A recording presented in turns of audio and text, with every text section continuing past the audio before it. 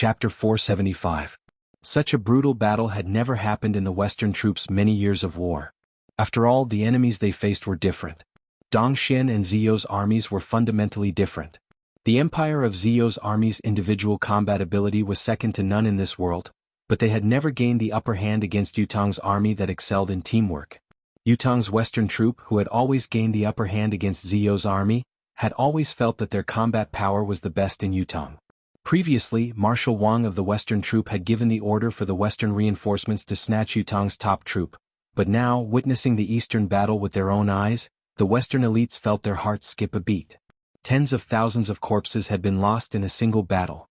Sun Zihu entered the Fortress of Resilience in a daze, but he was immediately warmly welcomed by the defending generals. Fu Baogua had even come out personally to receive him and treat him with the highest of honors. Holding Sun Zihu's hand, Fu Baogua's eyes were brimming with tears.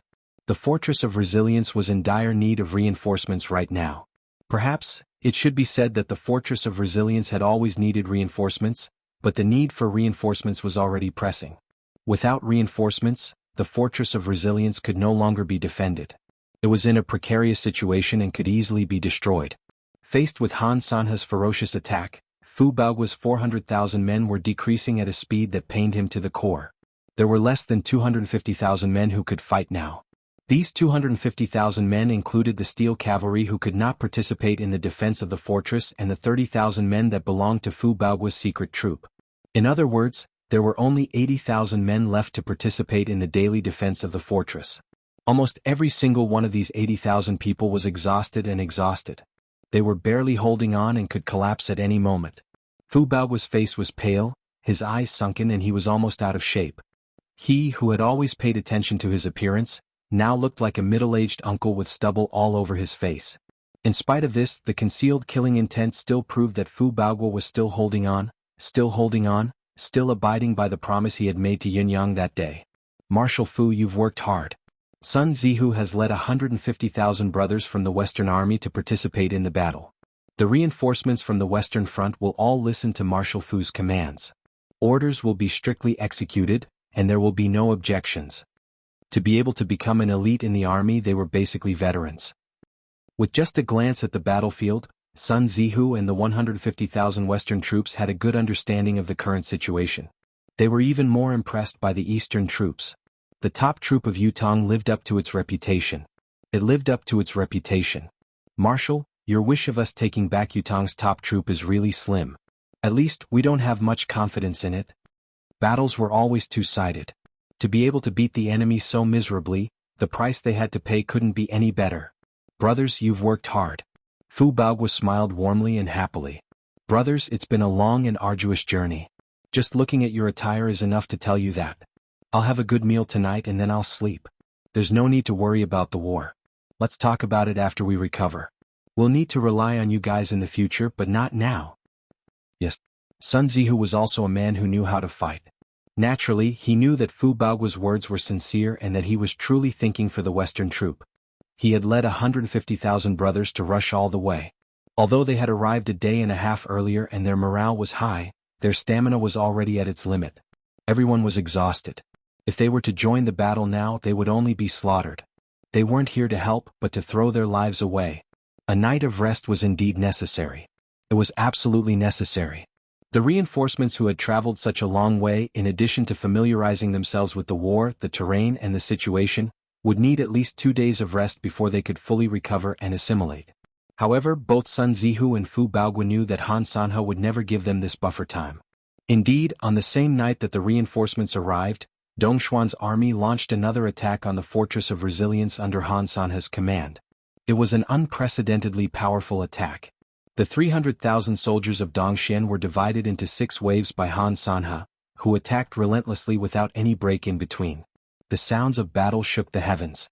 Fu Baogua tried his best to divide the defending troops into 3 waves, taking turns to go forward. Many of the soldiers were truly exhausted. They carried the rocks and walked, but when they suddenly fell to the ground, they did not faint from exhaustion, they died from exhaustion.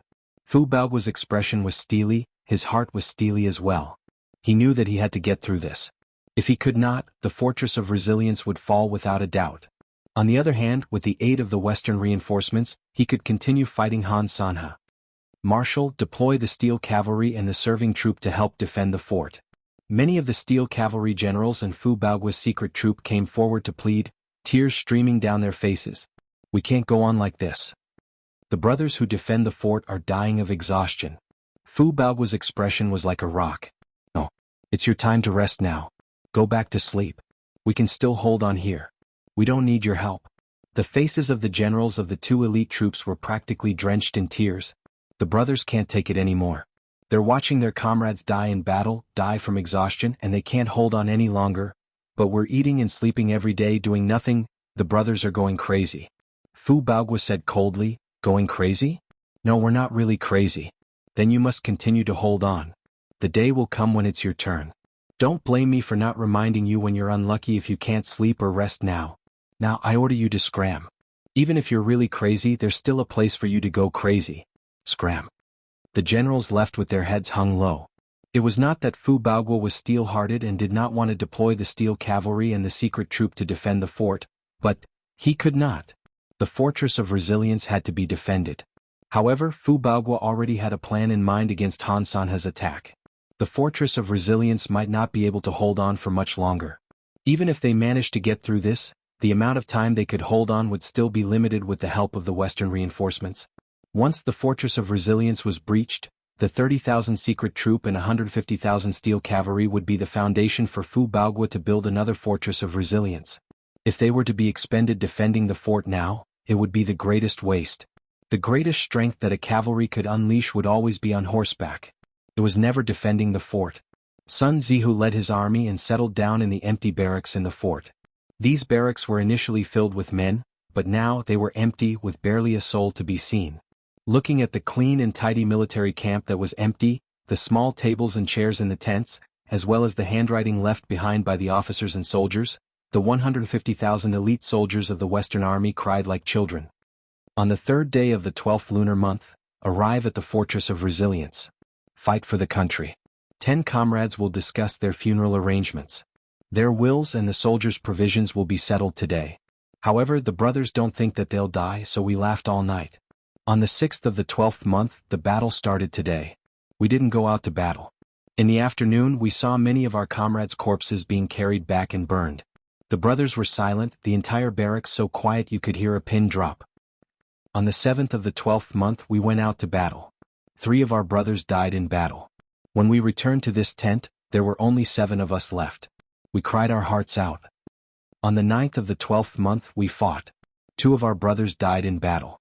The remaining 5 cried their hearts out again, mourning our fallen brothers. On the 11th of the 12th month, only Sun Dabiao and I came back. This time there were no more tears. It wasn't that we wanted to cry but had no tears. Both of us placed our brothers' memorial tablets properly and bought wine with silver coins, getting drunk all night. We told our brothers not to go too far and to wait for us. We'll be back with the troops soon. On the 13th of the 12th month, Sun Dabiao died in battle. There was a small notebook in Sun Zihu's tent that only recorded the 13th of the 12th month. There was nothing else after that.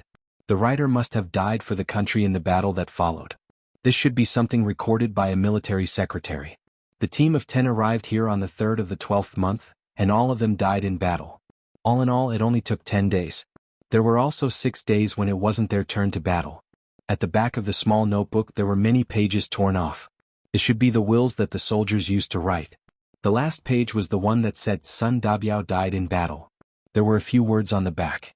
The handwriting was messy as if it was erased after being written. Sun Zihu tried his best to distinguish it.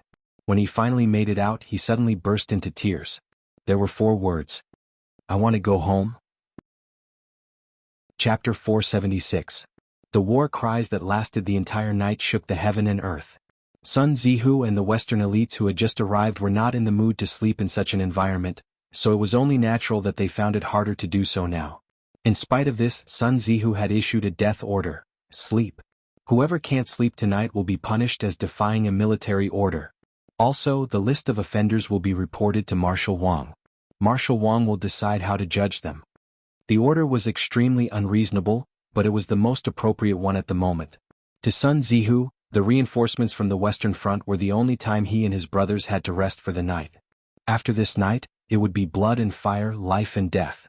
Why had Han Sanhe launched such a ferocious attack at this time? One of the reasons was to prevent them from getting a good rest. If the 150,000 troops who had just arrived did not rest well, the damage to their overall combat power would be significant. The most direct result would be that Han Sanhe's Dongxian army would lose at least tens of thousands of men. It could even have a great impact on the entire battle. What are Sun Zihu and the rest doing? Fu Baogua, who was so tired that he was barely human, asked with bloodshot eyes after midnight. Snoring, thunderous snoring, answered a general. Well done. Fu Baogua nodded in satisfaction. Western troop elites indeed. The other generals also had looks of admiration on their faces. To be able to sleep in such an environment, they were no ordinary people. They were truly of exceptional quality. It looked like the Western troop elites who had come as reinforcements were not much weaker than the Eastern troop. We know that we should sleep and rest, but we really don't want to sleep, yet we have no choice. Firstly, Sun Xianfeng has given us a death order. Secondly, the threat is upon us. Disobeying a military order is secondary, but the key is that the violator will have to report back to Marshal Wang. If it's true, we'll be blacklisted as cowards. So, we have to sleep even if we're beaten to death. Besides, only a good night's sleep and rest can we better deal with that damned Han Sanhe. When we've rested and rested well tomorrow, we'll settle the score with Dongxian. We'll let them know that Yutong's military isn't just limited to the Eastern troop, but the Western troop as well. The battle that lasted the entire night finally came to an end at dawn. Fu Baogua had paid a heavy price of 17,000 men in this battle. Dongxuan's army was even worse off. There were no less than 30,000 corpses left under the city, and at least 10,000 of those who were slightly injured managed to drag their lives back. In this offensive and defensive battle, both sides fought with all their might. The steel cavalry, who had been roaming the nearby forest in search of battle opportunities, had moved out more than 20 times that night. In just one night, they had used up all the arrows they had brought with them, leaving not a single one behind. It was only at the break of dawn on the second day that Fu Baogua could finally heave a sigh of relief. But Sun Zihu requested to fight. You're the one who knows the strength of the reinforcements at the Western Front the best, so you'll have full authority to command and assign your troops. Fu Baogua said, I only have one request. Buy us a day and a night of rest. Don't worry, General Fu. The Western troop will do their best. Even if they have to sacrifice their lives and be wiped out, the fortress of resilience will not fall. Sun Zihu returned the salute solemnly. What he had seen along the way during the long journey had made Sun Zihu truly understand the importance of the fortress of resilience. After the fortress of resilience, it was a vast expanse of flat land. There was no longer any danger to defend. Once this fortress was breached, Yutong would be exposed to the enemy naked at their mercy. It was no wonder that there were mountains of corpses and seas of blood every time they fought here. It was because this was the only path that the invading enemy had to pass through. If Dongxian wanted to invade Yutong, they would have to breach the fortress of resilience. Only by doing so could they talk about invading Yutong. As for crossing the two mountains on the side, it was not entirely impossible. The only condition was that Dongxuan soldiers were experts of the fifth peak and above. That was all. Of course, even crossing the two mountains on the side of the fortress of resilience was not entirely safe. There were still countless steep cliffs and obstacles along the way. Even a cultivator who had attained the fifth heaven of the peak realm might not be able to cross it safely. This was the lesson that Dongxian had learned through countless bloody battles since Yutong had built the fortress of resilience. Although Han Sanhe was the god of war of his generation, his intelligence unparalleled, he could only fight Fu Baogua head-on in front of the fortress of resilience. Other than that, there was no other way to bypass the fortress of resilience. Sun Zihu had followed Western Marshal Wang Yunzhu for more than a decade. He was a veteran of the battlefield, or else he would not have been entrusted with such a heavy responsibility by Wang Yunzhu to lead this expedition. He was indeed the person who was the most familiar, the most knowledgeable, and the most suitable to lead the Western reinforcements. Sun Zihu accepted the military orders solemnly and arranged his troops immediately, splitting the 150,000 men into 5 waves, 30,000 men in each wave, replacing all the soldiers who were currently guarding the fortress. Many of the soldiers closed their eyes and started snoring the moment they were replaced. Some did not even leave their posts. There were even many who fell asleep standing up. Even Fu Baogua himself had shut his eyes immediately after giving his orders and was carried back by the assistant general and janissary beside him. Marshal Fu had been sleeping all along the way. No one knew what he was dreaming about, but the Janissary felt that the cotton jacket on his back had been drenched by the marshal's tears. Who would have believed that Yutong's renowned marshal, Fu Baogua, who had always been cold-hearted, would actually cry? Fu Baogua's assistant general and Janissary were not surprised, for their eyes were filled with tears as well. The Fortress of Resilience, Yutong's 400,000 brothers at the eastern border, including the martial world's reinforcements and ordinary citizens who had volunteered to join the war, amounted to less than 450,000 men. Up until now there were only 230,000 men left. In other words, up until now, a total of 180,000 brothers had fallen at the Fortress of Resilience forever. Now, none of the warriors in the Fortress of Resilience dared to gather. Even after the war, when they were at their most tired, those generals who were used to drinking a little to relieve their fatigue and get together with their brothers were now drinking alone and crying as they drank. They dared not greet or call for friends, only wishing to drink alone. It was because the people who used to drink with them could not be gathered no matter how they called for them now. The 8 brothers who used to drink together had suddenly become 3, then 2. How did the 2 of them feel when they were together?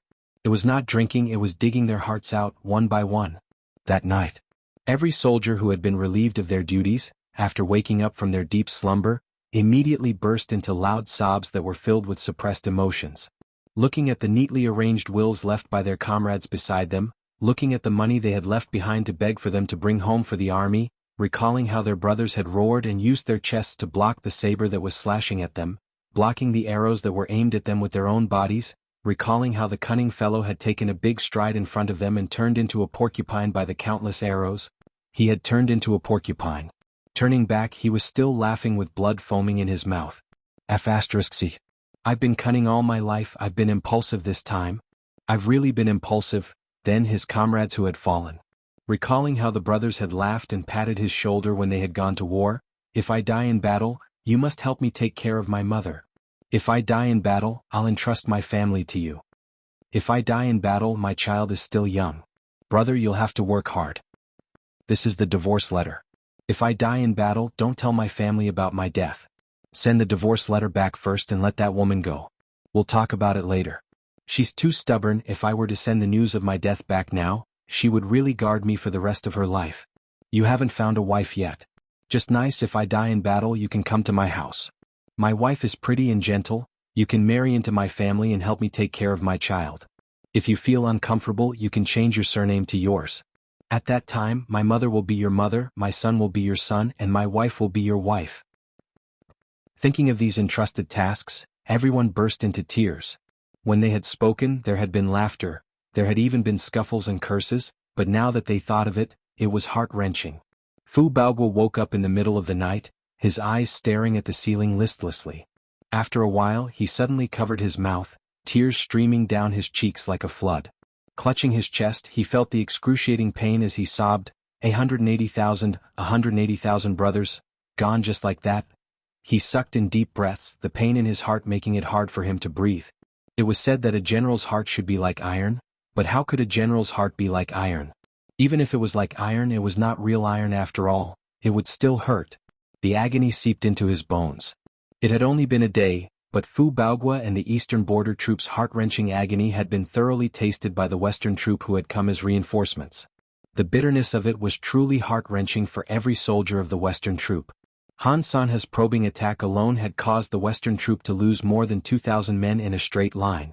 This was really just Han Sanha's probing attack. His ultimate goal was to find out who the reinforcements from yesterday were. He had to find out who they were before he could devise a targeted strategy. Chapter 477. After the probing attack, Han Sanha could sense the identity of the newcomer at once. The frontline battlefield had been changed, the troops had been changed, and the way they fought was obviously different. Even though they were all elite troops, they each had their own distinguishing features and style. The new relief troops' individual combat ability was even higher than the eastern troops, and their teamwork was excellent as well. Although the western troop had lost more than 2,000 men in this wave of probing attack, Dongxian had lost more than 5,000 soldiers, almost 2.5 times the loss. Such combat power, such training, they should be Yutong's elites from other directions. The northern troop, Taizheng, was fighting while the southern troop could barely fend for themselves. Naturally, it was the western troop who had come. Among Yutong's military, only the western troop possessed outstanding individual combat ability, due to the fact that they had been fighting against Ziyou's army, which was known to be the continent's best in terms of individual combat ability. However, there seemed to be only a handful of people in the Western troop who possessed such a commanding ability. However, the Western line needed Wang Yunzhu to oversee it, so the commander of this war must be Wang Yunzhu's best general, Sun Zihu. The grandson had come. Han Sanhe was indeed the top general of the continent. He had swiftly guessed the reinforcement troops' capabilities and even locked onto the identity of the commander. With a single thought, he retreated from the attack immediately. After the time it took to drink half a cup of tea, a large flag was raised. Sun Zihu, why have you come all the way here to die? What are you waiting for if you don't surrender now? Seeing this, Sun Zihu flew into a rage. Without another word, he shot out an arrow and shot the flag down. In spite of this, he had also confirmed the other party's guess. In the next 3 days, the unusually brutal war escalated rapidly. The Western troops' elites who were used to fighting tough battles in the West were gradually overwhelmed by the tactical atmosphere. This was not a war at all. It was a bunch of lunatics playing a game with human lives. It was not that their individual combat ability and teamwork tactics were useless, but they could only be used to a limited extent. Yutong's desire to protect the country and its people, their sense of duty to not be annihilated was one thing. They were not afraid of death. Dong Xian, on the other hand, was an invader. How could they be so valiant? They truly deserved the title of the continent's top military power. Even if the enemies were attacking or besieging the city, their movements were neat and tidy, without the slightest hint of disorder.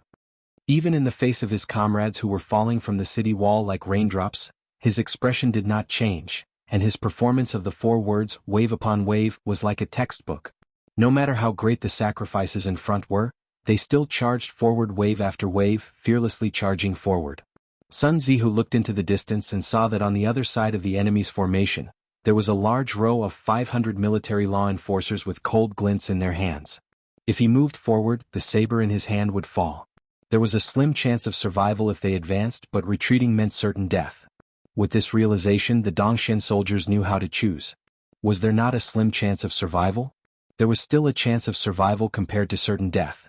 In spite of this, fighting Dongxian soldiers personally and experiencing Han Sanhe's strictness in managing his troops, Sun Zihu felt a chill in his heart. Why was he ranked number 1 on the continent? Why was he the god of war? In this battle, the momentum, power, and intimidation of his battle strategy had been fully displayed. The strict laws, the strict discipline, the elite troops, the overwhelming attacks, coupled with a group of crazy generals and soldiers, the combat power of the army was rising exponentially. Translator, Endless Fantasy Translation Editor. Endless Fantasy Translation. Before this, Marshal Fu Baogua had been facing such a strong opponent, but he had never been at a disadvantage. The fortress of resilience had never fallen. He was indeed the top man of Yutong's younger generation, whom even Marshal Wang admitted he was inferior to. He lived up to his reputation. How many of our brothers have gone? This was the question that Sun Zihu had to ask with a grim expression every day after the battle ended. He did not want to ask, he did not want to hear the answer. Perhaps he did not dare to. However, he had to ask and he had to hear it now. In spite of this, Sun Zihu's heart trembled each time he heard the casualty figures. The Western troop that he had brought with him was 150,000 elite men from the western border. They had only fought for 4 days and a third of them were gone. 50,000 brothers are gone just like that? After confirming the number, Sun Zihu's heart was bleeding. General Sun? Fu Baogua walked over solemnly. Marshal Fu. Sun Zihu stood up and saluted. General Sun, this marshal would like to first express my gratitude to you, to the western border's reinforcements. It's your hard work, your contributions, and your sacrifices that have earned us 4 days of time. This time has far exceeded this marshal's expectations. Thank you. Fu Baogua was filled with gratitude. I dare not accept it. We're all Yutong's people, we're all soldiers of the military. This is our duty, it's only right and proper. I, Sun Zihu, really can't accept Marshal Fu's thanks. Sun Zihu said. If it had been any other day, Sun Zihu would never have replied like this when he heard Fu Baogua's words. He would have been furious. What did he mean by earning us 4 days of time? What did he mean by this far exceeded his expectations? Who are you looking down on? In spite of this, Sun Zihu, who had truly experienced Han Sanhe's power, dared not say anything else. Facing Han Sanhe, he would not be timid nor would he give up on the battle, but he could not help but feel a tinge of guilt. Even after each battle, Sun Zihu would feel a little dazed. Had he made it through? Did I survive another attack from the #1 general of the continent? At this moment he knew that Fu Baoguo's words were sincere. There was no other meaning to it. It was genuine gratitude and admiration, as well as heartfelt admiration. This marshal also knows that your heart is aching. Fu Baoguo said calmly, you're aching for your brothers. I understand how you feel because I'm aching as well. But, this is a battlefield. Sun Zihu said loudly, yes. This humble general understands. You don't understand, at least not completely. Do you know that we don't have time to feel heartache now? Fu Baoguo said clearly, the empire's survival depends on this battle. Our brothers who are lying on the ground will never be lonely, because there will be more brothers who will accompany them in batches. Those brothers who are going to accompany them, that includes you, that includes me. Even all the warriors in the Fortress of Resilience, no one is an exception. Fu Baoguo's eyes were gleaming. But, before we go to accompany our brothers, we can't throw away the honor of being Yutong's militants. We have to fulfill our duty and fulfill our duty as Yutong's people. Do you understand? Yes? Sun Zihu answered loudly. The gaze he used to look at Fu Baoguo now was like he was looking at Marshal Wang Yunzhu, whom he had respected his entire life. It could be discerned from Fu Baoguo's words. This Marshal Fu didn't even think about going back alive. He was obviously prepared to bury himself under the Fortress of Resilience. The Western troops have helped us hold out for 4 days. It's enough. Fu Baoguo turned to look at his subordinates. Now let the Western brothers rest. Eastern troops go up. Another 3 days passed.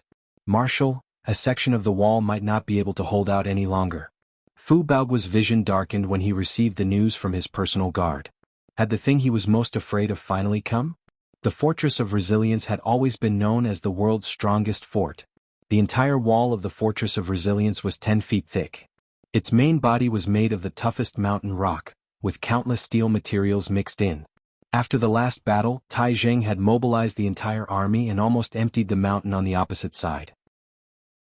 The outer layer of the wall on the east side of the Fortress of Resilience was thickened by another 20 feet, and the entire wall was 10 feet taller. This 30 feet thick, majestic wall built entirely of stone was Fu Baoguo's greatest confidence in defending the Fortress of Resilience. Now, under the relentless attack of Dong Xuan's troop, this world's strongest fort that had been reinforced and repaired far better than it had been in the beginning had finally suffered damage and a gap. There did not need to be many of such gaps. Just one, any one of them, could wipe out the natural defenses of the Fortress of Resilience. It could even mean that the Fortress of Resilience had been breached. Repair it quickly, repair it at full speed. We should repair it as soon as something like this happens. Fu Baoguo's expression was steely. Marshal Fu, the gap in the wall can't be repaired.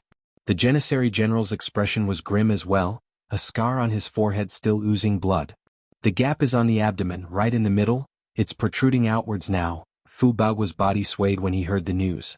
The middle of the wall was protruding outwards? This was definitely the most fatal damage, the kind that was second to none. Now, as long as Han Sanha sent his men to attack this point, even if they could defend it with all their might, the prolonged pressure would only make the protruding part protrude more and more. The final outcome would be a cave-in. Once the collapse was real, it would be the end of the Fortress of Resilience and the end of the Fortress of Resilience. How much is it protruding?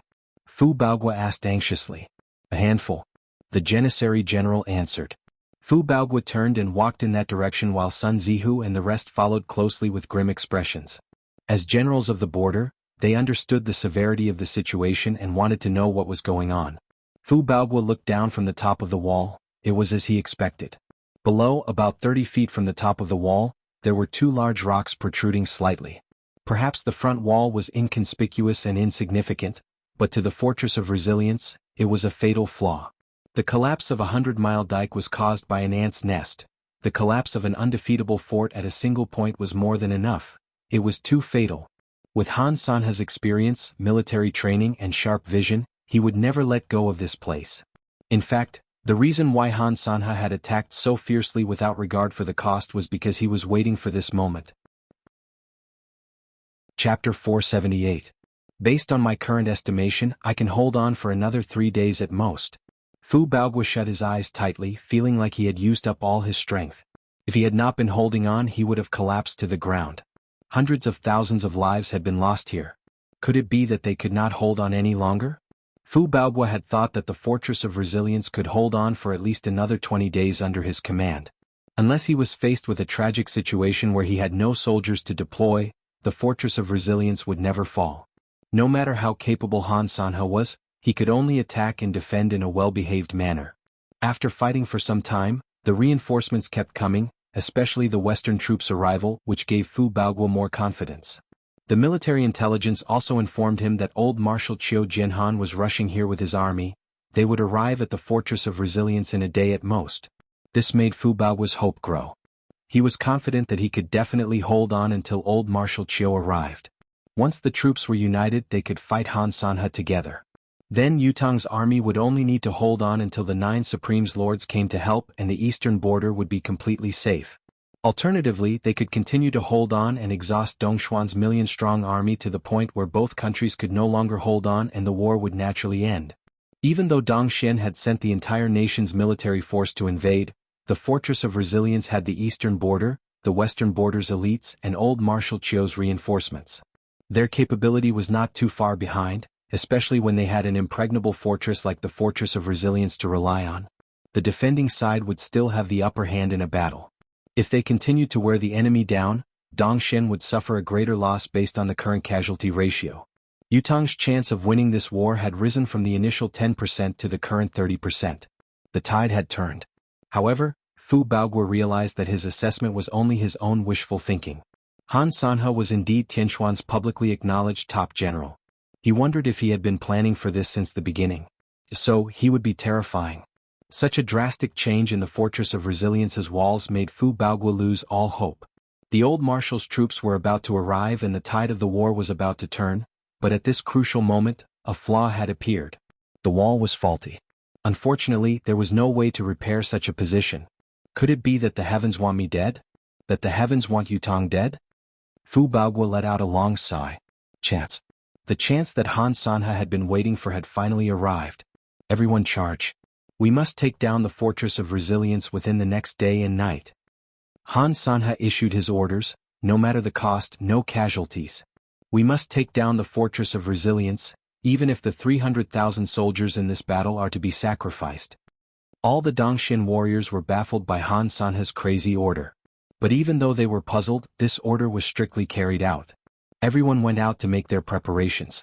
They were determined to fight to the death, determined to fight to the death. Zhang Gu looked at his teacher. Teacher, the situation we're most happy to see has happened. There's a huge problem with the enemy's wall, and it's already foreseeable that the Fortress of Resilience will be ours. However, this should also be when the enemy's resistance is at its strongest. Launching an all-out attack now will definitely increase the number of casualties. There was no need to pay such a huge price at such a time. Zhang Gu was bewildered. Speed is crucial in war.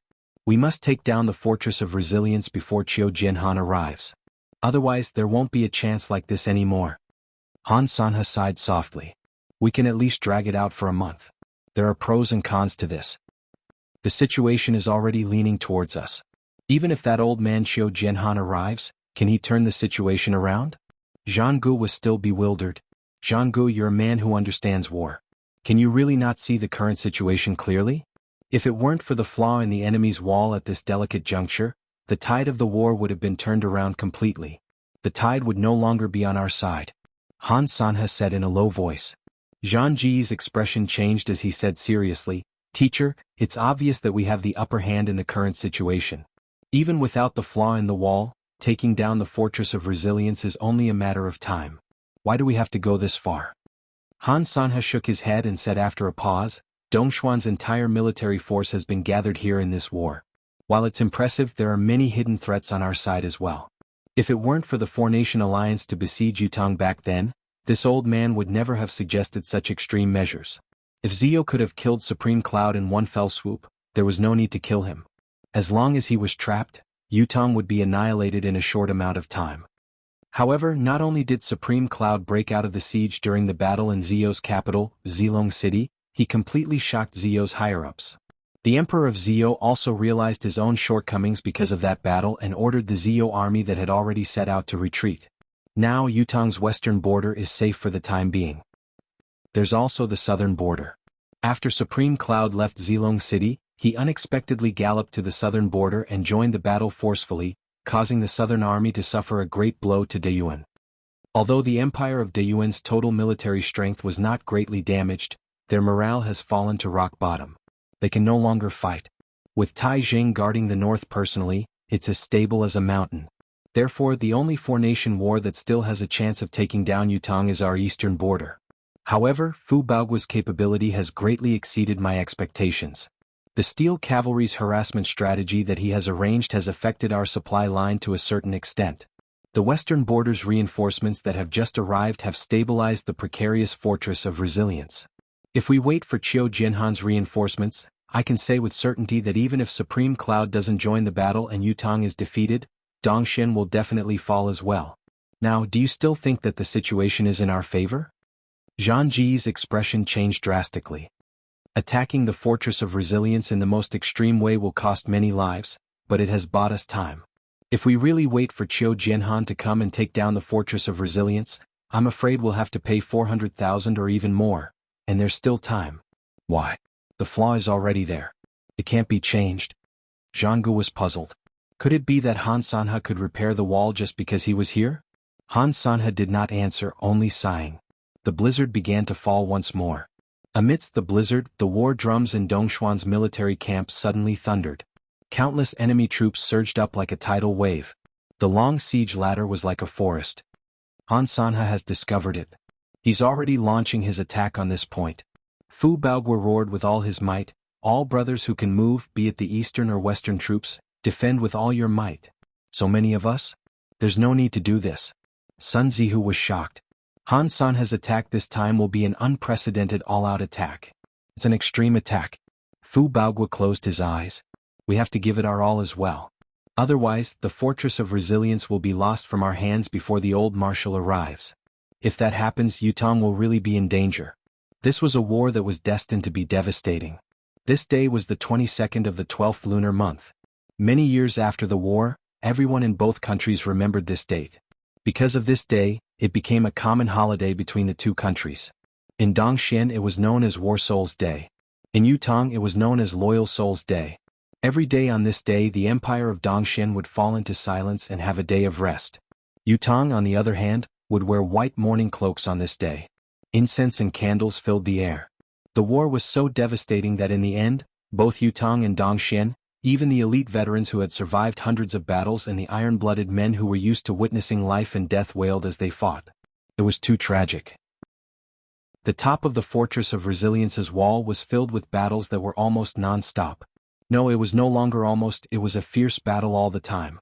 Many of the exhausted Yutong soldiers who had been struggling to hold on used up the last bit of their strength. When they saw the enemy charging up the top of the wall, they charged up with their own bodies and hugged the enemy, charging down the wall that was 150 feet tall together, crashing to the ground below. This was their last resort. They would perish together with the enemy and go to the netherworld. In the end, they were not willing to lose anything. People were falling from the top of the wall like dumplings being dropped into a pot. War cries intertwined with each other, ringing endlessly. Steam billowed high into the sky, melting the falling snow in midair and turning it into droplets of rain that fell to the ground. However, even the rain could not wash away the gurgling blood on the ground. On such a frigid day, countless warriors were bare-chested, their hair disheveled as they fought in a frenzy. Their bodies were covered in crisscrossing scars. A warrior's scars had always been a badge of glory, and they were all exposed in front of everyone at this very moment. Regardless of friend or foe, everyone was fighting in a frenzy. The drumbeats shook the heavens. Fu Baoguo yelled at the top of his lungs, "Steel Cavalry, fight!" To reduce the pressure on the wall, the Steel Cavalry had reached the point where they had to fight. Once they were out, it was a battle to the death. For Yutong?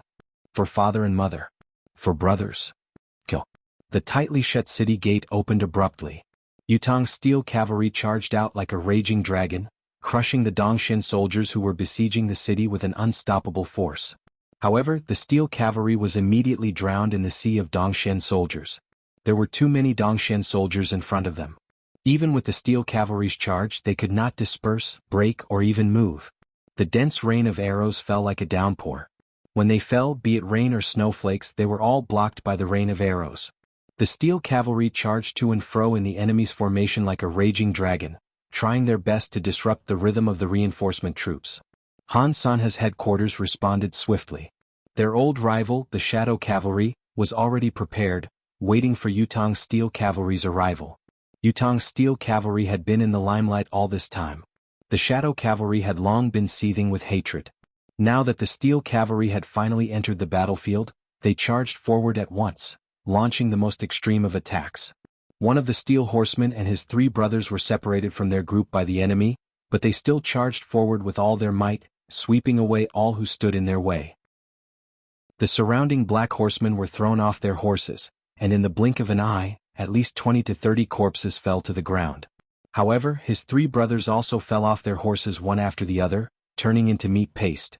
Seeing that the Steel Cavalryman was alone, the enemies who were already in a frenzy of bloodlust swarmed forward, intending to dismember him. Unexpectedly, the man raised his saber to the sky and roared thunderously, "Hold it!" When the surrounding Shadow Cavalry heard this, they were all stunned and stopped in unison. Until now, be it the Steel Cavalry or the Shadow Cavalry, despite the deep hatred they had for each other, there was also a similar level of admiration alongside the hatred. The Steel Cavalry lived up to their name of invincibility. The Shadow Cavalry lived up to their title of warriors. Faced with the order to stop at the last moment from the strongest enemy they had ever met, the Shadow Cavalry soldiers retracted their weapons in unison. The man stood proudly on his horse and guffawed, "The Shadow Cavalry is indeed an elite troop who is qualified to fight with my Steel Cavalry brothers for a lifetime. Just the fact that you stopped now is enough for me to think highly of you."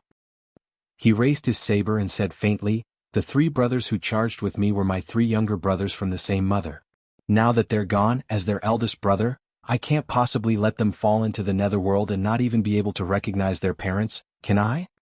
So, allow me to fix their appearances." As he spoke, he leaped down like there was no one else around and strode forward in the forest of Shadow Cavalry, searching for the corpses of his 3 brothers and dragging them out one by one.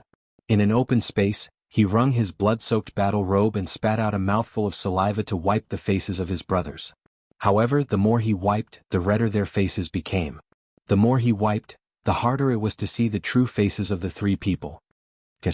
A general of the Shadow Cavalry suddenly hollered, pulling the white towel from his neck and tossing it over. Another Shadow Cavalry soldier untied his water sack and tossed it over as well. "Ah, thanks a lot. Your father owes you." The man dipped the white towel in water and wiped his brothers' faces clean. He then stood up quietly and said loudly, "When you get there, remember to tell father and mother that we came together to fight for the country, to protect Yutong. It's an honorable death to die in the battlefield. We didn't embarrass father and mother. The only thing we've let down is that the 4 of us didn't leave any bloodline for old Xiao family. This is all my fault as the eldest. You all go to serve father and mother, I don't have to go. Such a grave mistake, I'll only embarrass father and mother if I go." Before his words echoed in the air, he burst into laughter, revealing his pearly white teeth. Blood flowed from his abdomen, but he did not seem to feel it. With a flip of his muscular body, he mounted his horse again and pointed the saber in his hand forward. "Warriors of the Shadow Cavalry, thank you for your towels and water sacks. However, as the invader and the victim, which one of you will accompany me, Boss Chow, on the road?" The general of the Shadow Cavalry was stoic, his eyes glinting as he said loudly, "You, Boss Chow, are a good man? We, the Shadow Cavalry brothers, are not cowards either.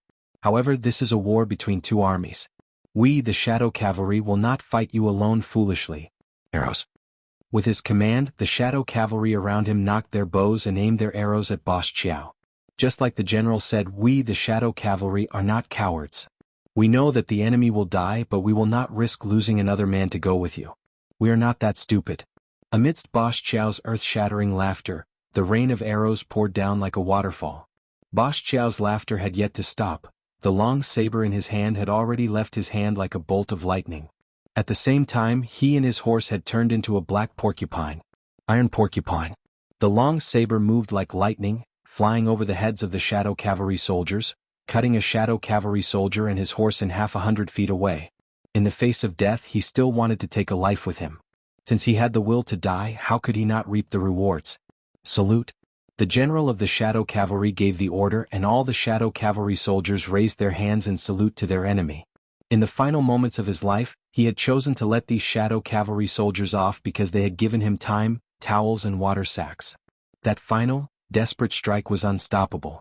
No one present had the confidence to block it. Boss Chow had chosen to throw the saber out at the last moment, killing the enemy in the distance. He had not killed anyone around him. That was his final gift.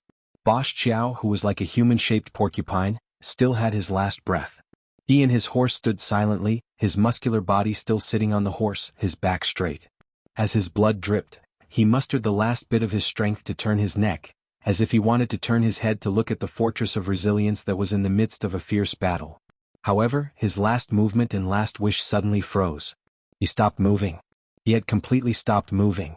The general of the Shadow Cavalry urged his horse forward and bowed silently, saying in a low voice, "Don't worry. At least the moment you die in battle, the fortress of resilience has yet to be breached." With a crash, Boss Chow and his horse fell to the ground, as if his last wish had been fulfilled and he had died without regrets. The Steel Cavalry only had one mission that night, to charge into the enemy's formation with all their might, to reduce the pressure on the wall as much as possible. A total of 5,000 Steel Cavalry charged into the enemy's formation. Not a single one of them retreated and not a single one of them fled. Everyone fought to the last moment. The leading general had the highest cultivation base and the strongest combat ability among the 5,000 Steel Cavalry. In the end, he charged left and right in Dongxuan's formation single-handedly, unstoppable. Wherever he passed, his spear was like rain and his sword like thunder. No one could withstand his charge. There were enemies all around him, new wounds appearing on his body continuously. However, he did not care. When the battle was nearing its end, as he looked around, he realized that the Shadow Cavalry had regrouped into their formation while his comrades were silent. With a loud roar, he turned his horse around abruptly and roared like a thunderclap, "Han Sanha!" The man and the horse charged towards the central camp where Han Sanha was, like an arrow. He was charging into the marshal's camp alone, amidst a million-strong army. No one dared mock or ridicule such an unwise move. Only the sound of his hooves thundering and his spear striking like lightning could be heard. He was still unstoppable like the wind and lightning. Along the way, more than 70 soldiers of the Shadow Cavalry had perished on his path. Arrows? A loud cry came from afar. Hundreds of thousands of arrows rained down from all directions. It was a large-scale, indiscriminate attack that enveloped the many Shadow Cavalry soldiers who had gathered around the Steel Cavalry general. It could not be helped. Although the Steel Cavalry general was far from threatening Han Sanha's life, Dongxuan's higher-ups could not allow him to continue advancing like this. Otherwise it would affect their side even more. Even if they had to sacrifice some of the Shadow Cavalry soldiers, they would not hesitate. Seeing the rain of arrows coming, the Shadow Cavalry general did not evade. Instead, he raised his spear and roared one last time, "The Steel Cavalry is here. Who dares invade my land?" The frenzied rain of arrows turned the Steel Cavalry general into a monument on the path of the charge. Even in death, the warhorse maintained its charging stance. The rider was still standing straight, his spear still gripped tightly in his hands. His eyes that were filled with hatred were still staring in the direction where Han Sanha's marshal's flag was fluttering. His mouth was slightly agape as if he was about to let out another thunderous roar. "The Steel Cavalry is here. Who dares invade my land?" The Steel Cavalry is here, who dares invade my land? For some reason, a black cavalry general shuddered. "Who is this? He's killed more than 400 of my brothers along the way. I can't wait to kill this bastard with my own hands." No one answered. "Bury him." A Shadow Cavalry soldier walked forward slowly and helped the Steel Cavalry general off his horse. However, the spear in his hand glinted coldly. No matter how hard the Shadow Cavalry soldier tried, he could not pull it out. His other hand was gripped tightly on his sword as well, unable to loosen his fingers no matter how hard he tried. He was using his life to prove that whether he was alive or dead, he would fight until the very end, unwavering. Man and horse, along with saber and sword, bury them all. The Shadow Cavalry general could not hold back his tears anymore. In the face of such an enemy who wouldn't admire him. The sounds of battle intensified abruptly. On the top of the fort, the drums thundered. Amidst the rain of arrows, Yutang's supreme marshal in the Fortress of Resilience, Fu Baogua, appeared at the highest point of the fort. "I am Fu Baogua." Fu Baogua's thunderous roar reverberated in the snowstorm, his voice reverberating throughout the universe. The entire battlefield could hear him. "I am here. Life and death are here. Fight." It was only 2 short sentences, barely a few words in total, but Yutang's side felt as if they had been injected with adrenaline. The marshal had come to the battlefield personally. He was standing at the most dangerous place watching our battle. What else could they hesitate about? Fight. Fight. Fight to the death. Fight to the end. Fight to the end. Protect our homeland. For our comrades. For our parents. The soldiers roared thunderously. Their bodies that were initially sluggish from exhaustion suddenly became agile, their combat power increasing tremendously as if they were aided by God. In Dongshuan's formation. Deicide bow. Shoot Fu Baogua with all you've got. Countless arrows from the deicide bow converged into a torrential river, drawing a pitch-black trail in the air as they charged at Fu Baogua.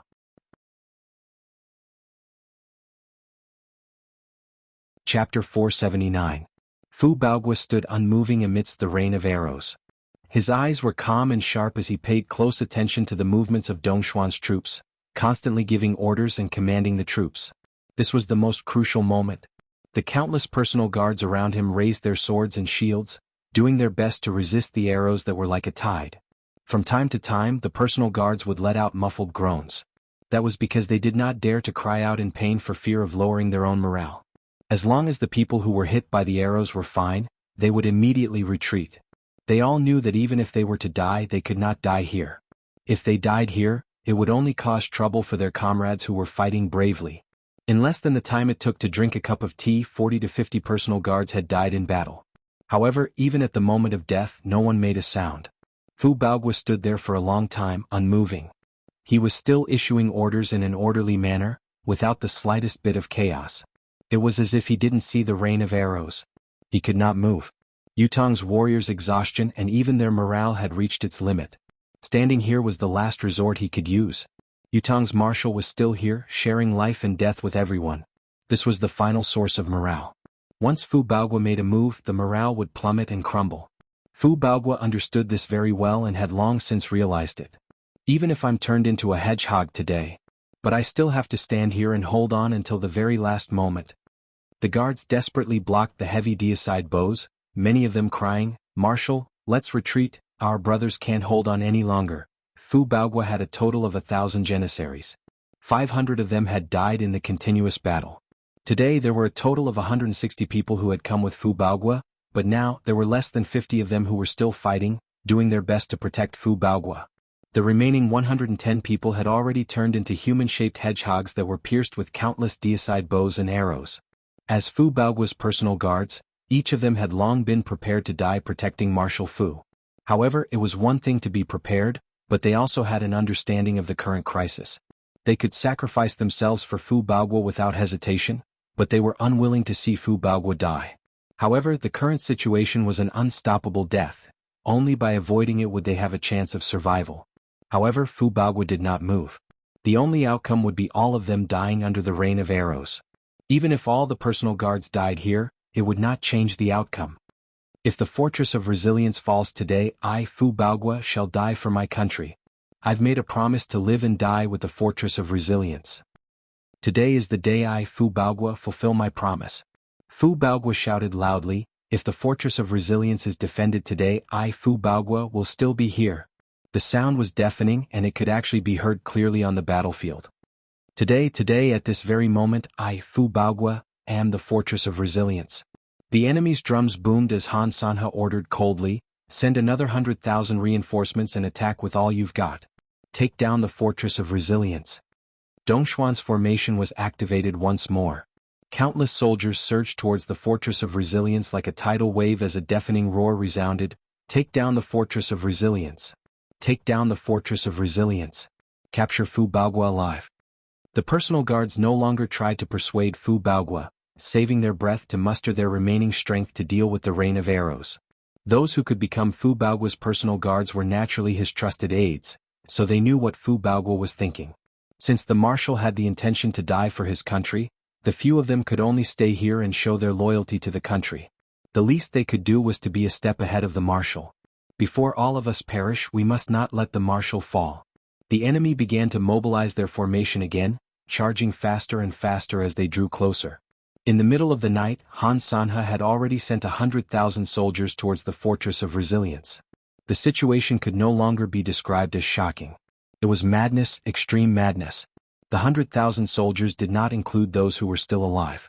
In other words, there were 100,000 soldiers who had lost their lives at the Fortress of Resilience. Now, another 100,000 soldiers were sent to charge the enemy. Sun Zihu had brought his Western troop brothers, the most elite combat force of the Western border, but they were already numb from the battle. Watching the soldiers from both sides disappear in groups, the shock in their hearts had long surpassed the limits of what they could bear. So this was how the Eastern troop fought. So, this was the situation that Han Sanha had to face. So, the battle here was actually so bloody and cruel. The so-called top general of the continent, the world's top fortress and Yutong's top troop were all true to their reputations. Respect rose in Sun Zihu's heart. The Eastern troop is called the top troop of Yutong. It lives up to its name indeed. We can never hope to match it in this lifetime. Looking at Fu Baogua, who was still standing tall and straight, Sun Zihu's heart was filled with respect. Fu Baogua was indeed the top young man of Yutong's military. The Eastern troop is a hero, but we, the Western troop, are not cowards. Sun Zihu slashed 3 of his enemies off the wall with a single slash of his saber, moving swiftly as he shouted, "Brothers, we will live and die with the Fortress of Resilience today. We won't let our brothers from the Eastern troop have the upper hand. We swear to live and die with the land of Yutong, to live and die together, to live and to perish together." Countless Western soldiers roared in a frenzy, their emotions unprecedentedly agitated. The battle was getting more and more intense, but it was progressing in an unfavorable direction. There was no reversal because of Fu Baogua's disregard for his own safety as he stood under the rain of arrows and the western border's extreme outburst. More and more Dongxian soldiers popped their heads out from the top of the wall. Many of them had already charged up to the top of the wall to engage in hand-to-hand combat with the defending troops.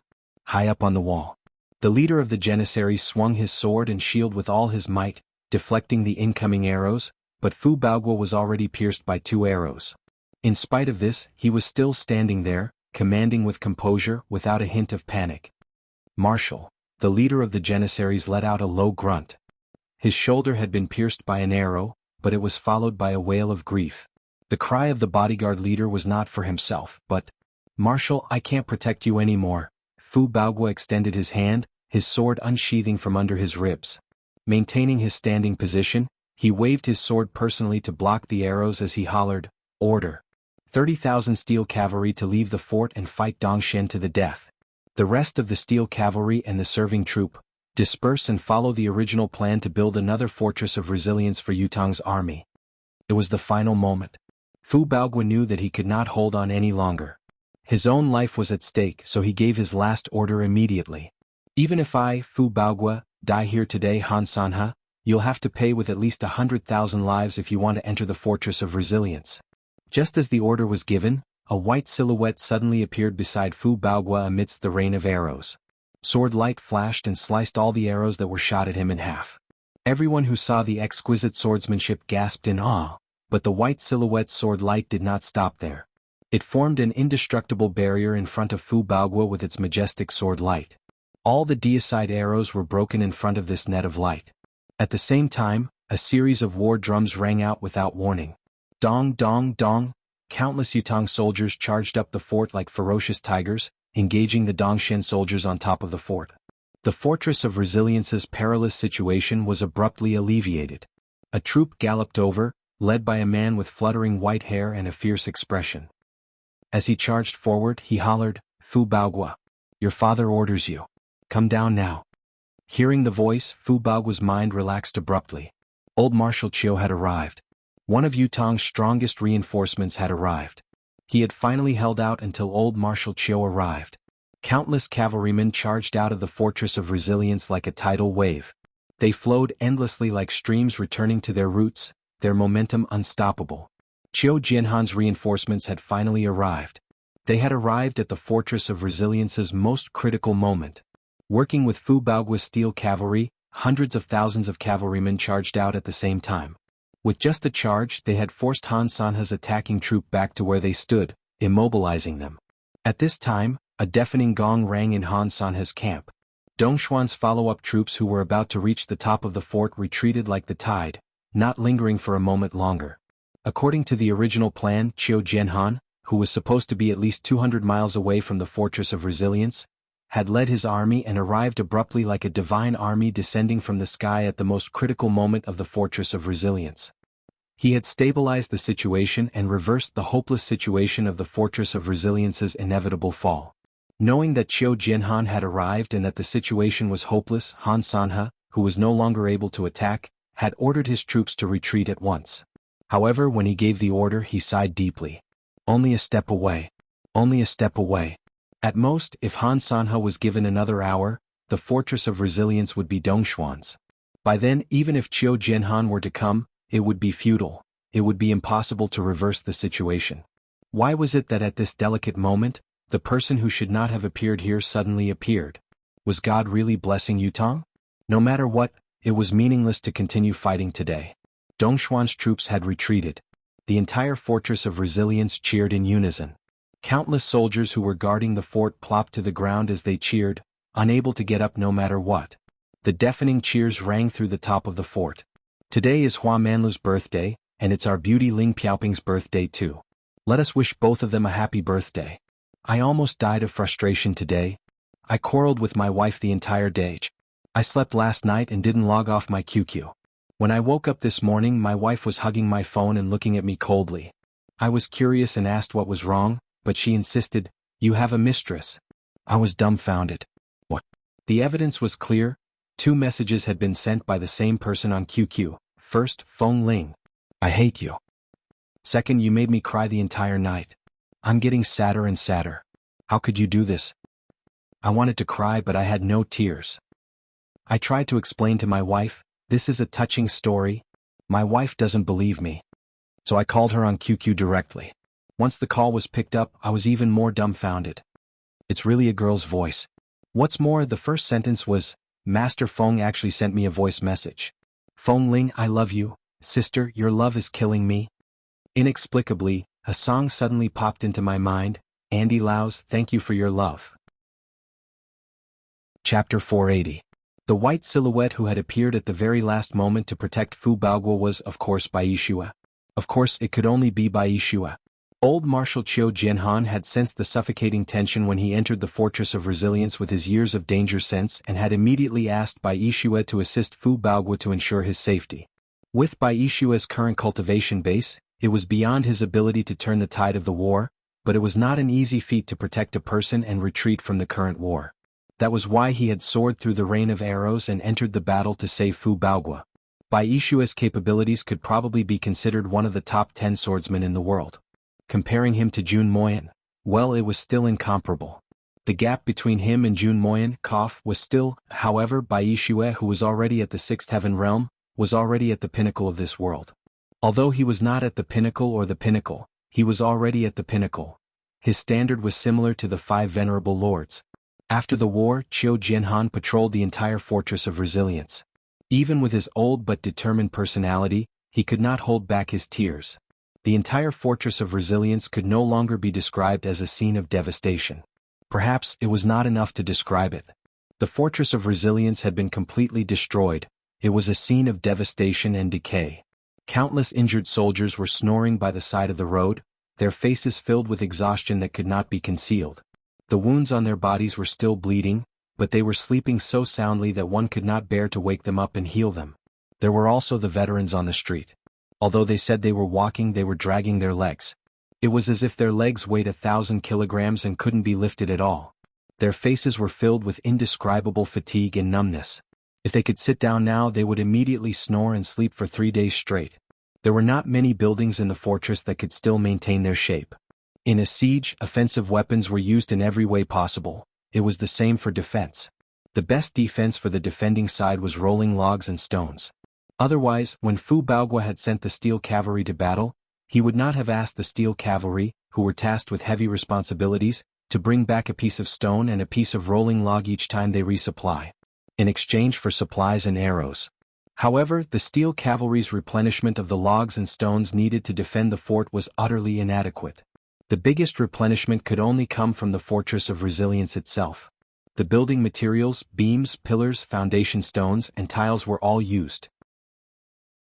After the fierce battle, there were not many intact houses left in the Fortress of Resilience.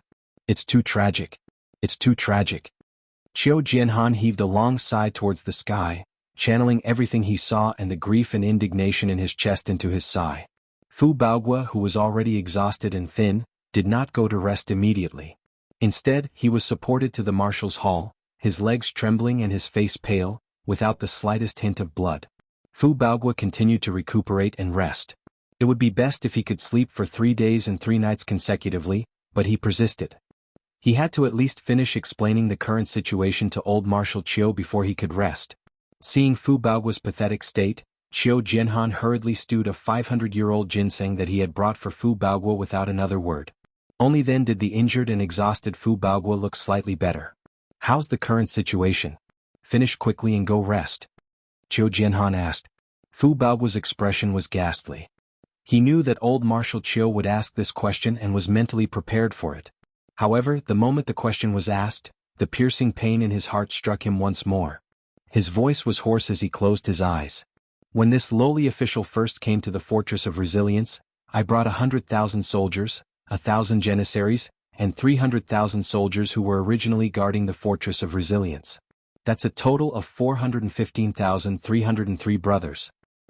The logistics personnel that followed were 108,600 people. After that, we received reinforcements one after another, including martial artists and even citizens who came spontaneously. For the past 2 months, there have been more than 60,000 brave men who came from all walks of life. These people include local armed forces, people from sects, martial artists, veterans, and young citizens, a total of 63,148 people. 150,000 brothers from the Western Line have come to our aid. Our total number of soldiers is 723,251 people. Up until now," Fu Baogua was sobbing in agony. 150,000 steel cavalrymen, there are only 93,000 of them left. The 30,000 fish troops have not been mobilized. The remaining defensive forces, including all the military branches, are only left with 179,409 people. Among them there are also injured and disabled patients. Once Fu Baogua said this, Chiu Jianhan and all the reinforcements present paled. 420,000 people?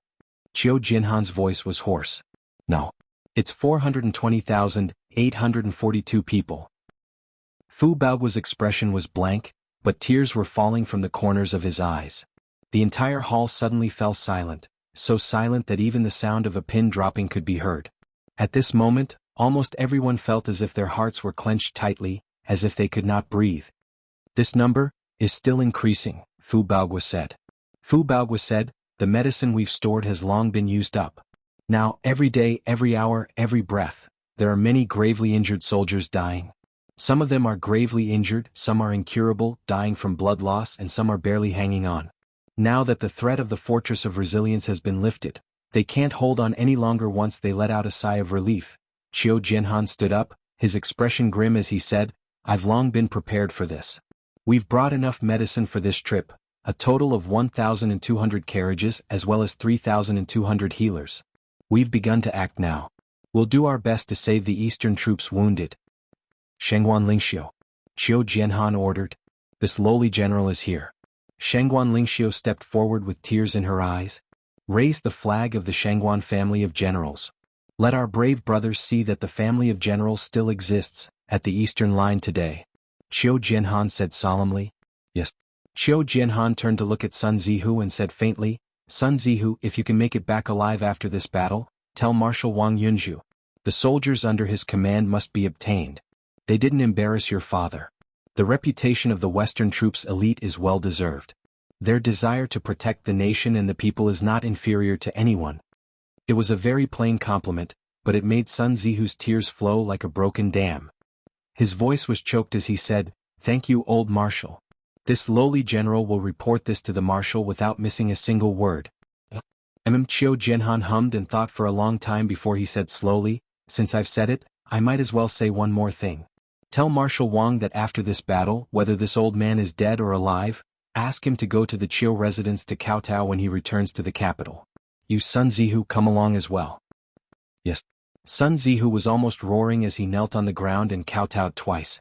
Sun Zihu kowtows to the old man on behalf of the Marshal. You'll definitely receive the Marshal's kowtow in the capital one day. Chiu Jianhan smiled and nodded. This rumored Sun Zihu was a smart man, able to understand the meaning behind his words. Very well. When others called Sun Zihu, Sun Zihu would be displeased, including Marshal Wang Yunju, who had been calling him that for almost a decade. However, there was only one person in this world who called Sun Zihu Sun Zihu. Sun Zihu would feel honored and overjoyed. This person was Qiu Jianhan, old Marshal Qiu. It was not that Sun Zihu was especially willing to be Marshal Qiu's grandson, but there was another layer of history. Almost everyone in Yutong's higher echelons knew that the Western troops' Marshal Wang Yunju was actually old Marshal Qiu Jianhan's favorite pupil. More than a decade ago, when Wang Yunju was still a deputy general in the military, he had disobeyed the military order and did not return on time.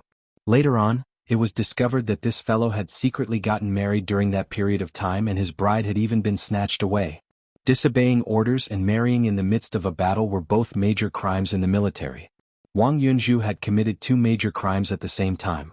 As his teacher, Qiu Jianhan was enraged and punished him with 100 strokes and sent him to the western border to start as a laborer. He had even chased him out of the school and ordered him to never call himself Marshal Qiu's pupil ever again. Under normal circumstances, there was a 99% chance that Wang Yunju would never be able to make a name for himself in this lifetime. What mattered the most at that time was one's family background. A person who had been chased out of the school and whose teacher was an abandoned disciple of the highest echelon of the military would never be able to make a name for himself again. Therefore, no one had expected that Wang Yunju, who had fought every battle on the western border without a care for his own life, would actually rise to the position of the Western troops' marshal in just a dozen years. Qiu Jianhan had learned the truth of the incident later on. It was that Wang Yunju's fiancée had been fancied by a rich popinjay who wanted to force her to be his concubine. Qiu Jianhan's father-in-law, who was greedy for riches, had gone back on his word and agreed to the man's marriage proposal. How could Wang Yunju tolerate such a situation? In a fit of rage, he had charged into his father-in-law's house with his men, snatched his wife and ran away. They had even held a banquet that very night to marry each other and enter the bridal chamber. Although there was a reason for the incident and both parties were indeed in love with each other, the truth was that he had still taken a woman by force. His father-in-law had reported the matter to the authorities. After learning the truth, Qiu Jianhan had annihilated the popinjay's entire family in a fit of rage. However, he had never allowed Wang Yunju to return. What was done could not be taken back easily. His master at that time could not be wrong. Even if he was wrong, he was right. Whenever Wang Yunju returned to the capital to report on his duties, he would kneel in front of Qiu Jianhan's residence. However, Qiu Jianhan had never opened the door. This matter could be said to be Wang Yunju's greatest regret. Since then, Wang Yunju had fought fearlessly and loved his soldiers like they were his children.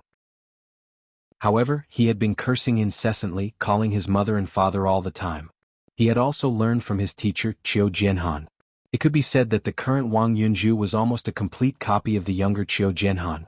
As he was promoted year after year, Wang Yunju would always discuss with his trusted subordinates before he returned to the capital, "Help your father think, how can your father marry into the old master's house?"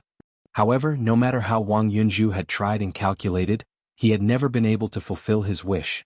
This had also caused Wang Yunju to have an inferiority complex.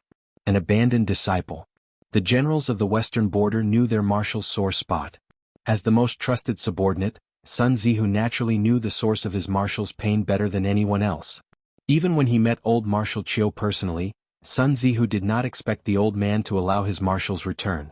He had just met old Marshal Qiu, and before he could say anything, he had not expected the old man to allow his marshal to return. His emotions were turbulent at this moment. He wanted to burst into tears to vent the frustration in his chest. Qiu Jianhan sighed. Just because of such a small matter, he was too ashamed to sheath his sword. No matter what, he refused to take back his order. He had been wasting his time until now. He had suffered for himself, that child Yunju, and all the people around him. It was all his fault. Sun Zihu could no longer hold himself back. He excused himself and went out to write a letter. The eagle sent the letter, sending the important news immediately. He could imagine how the marshal would feel when he read the letter. What if he were to die in this war? It was fine if he were to die, but such explosive news had to be sent back to the western border as soon as possible. This was the benefit that the marshal had earned from the western troops' outstanding performance this time. That fellow must be crying. Sun Zihu chuckled as he recalled the emotional words he had written, glancing to his left and right guiltily. I wonder what the marshal will look like when he cries? How ugly will he look? Just thinking about it makes me happy. I've been counting on this to live my entire life. No, how can I die? So be it. I must survive this war. Only then can I hope to see the marshal's pathetic state with my own eyes. Marshal Chiu said just now that this grandson of his is to follow the marshal to visit him. I'm qualified to see the marshal's pathetic state with my own eyes, a witness of this moment. I must live on. Sun Zihu made his wish inwardly after daydreaming for a long time. It was said that a woman's mind was not to be guessed, nor was a man's. Who would have thought that Sun Zihu, who looked tall and strong, would have such a meticulous mind? The flag of the Shangguan family of generals rose slowly. This was the first time in many years that the flag of the family of generals had been raised again. All the veterans who were still awake stood up in unison when they saw the flag. No matter how weak they were, they held on, mustering the last bit of energy they had left to stand up. On the flag that was embroidered with the crimson flying dragon cavalry, there was a long spear that was about to pierce through the heavens. It had long attracted everyone's attention. The veterans' expressions turned serious at once. They adjusted their postures to maintain the most standard stance before raising their hands to salute solemnly. In his eyes he couldn't help but tear up. The flag of the Shangguan family of generals has finally appeared on Yutong's battlefield again. Chapter 481. Most of the new soldiers did not understand the meaning of this flag. The veterans around them first forced them to salute the family of generals' flag before they began to narrate and describe the past of the Shangguan family of generals bit by bit. 99% of the new soldiers saluted the flag once more with sincerity. Is there a problem with the wall? Qiu Jianhan listened to Fu Baoguo pointing out the flaw in the wall. Both of them went to the spot where the problem was and bent down to take a closer look. For a long time old Marshal Qiu did not straighten up. This old marshal, who had been through hundreds of battles and was best at military affairs, could see the problem clearly. The flaw in the wall was no longer the initial protrusion of a palm, but it was almost half a foot. With such a hidden threat, Yutong would not be able to last more than 5 days, even if their reinforcements had just arrived and their combat power was at its peak. Such a flaw was fatal. It had a great bearing on the morale of their own soldiers. Bai Qiu Jianhan called out to Bai Yishue and said hopefully, "It's this rock. With your cultivation base, can you?" Bai Yishue peeked over and pondered for a moment before he finally shook his head softly with a pained expression. "If it's just this rock, I can easily push it in. However, I can't guarantee that the rock that's pushed further away can be restored to its original state. It's more likely that when I push the rock, not only will it be useless, it will also shake the surrounding rocks, causing the wall to lose balance and become even more unstable." Bai Yishue's words extinguished Qiu Jianhan's last ray of hope. He understood what Bai Yishue meant.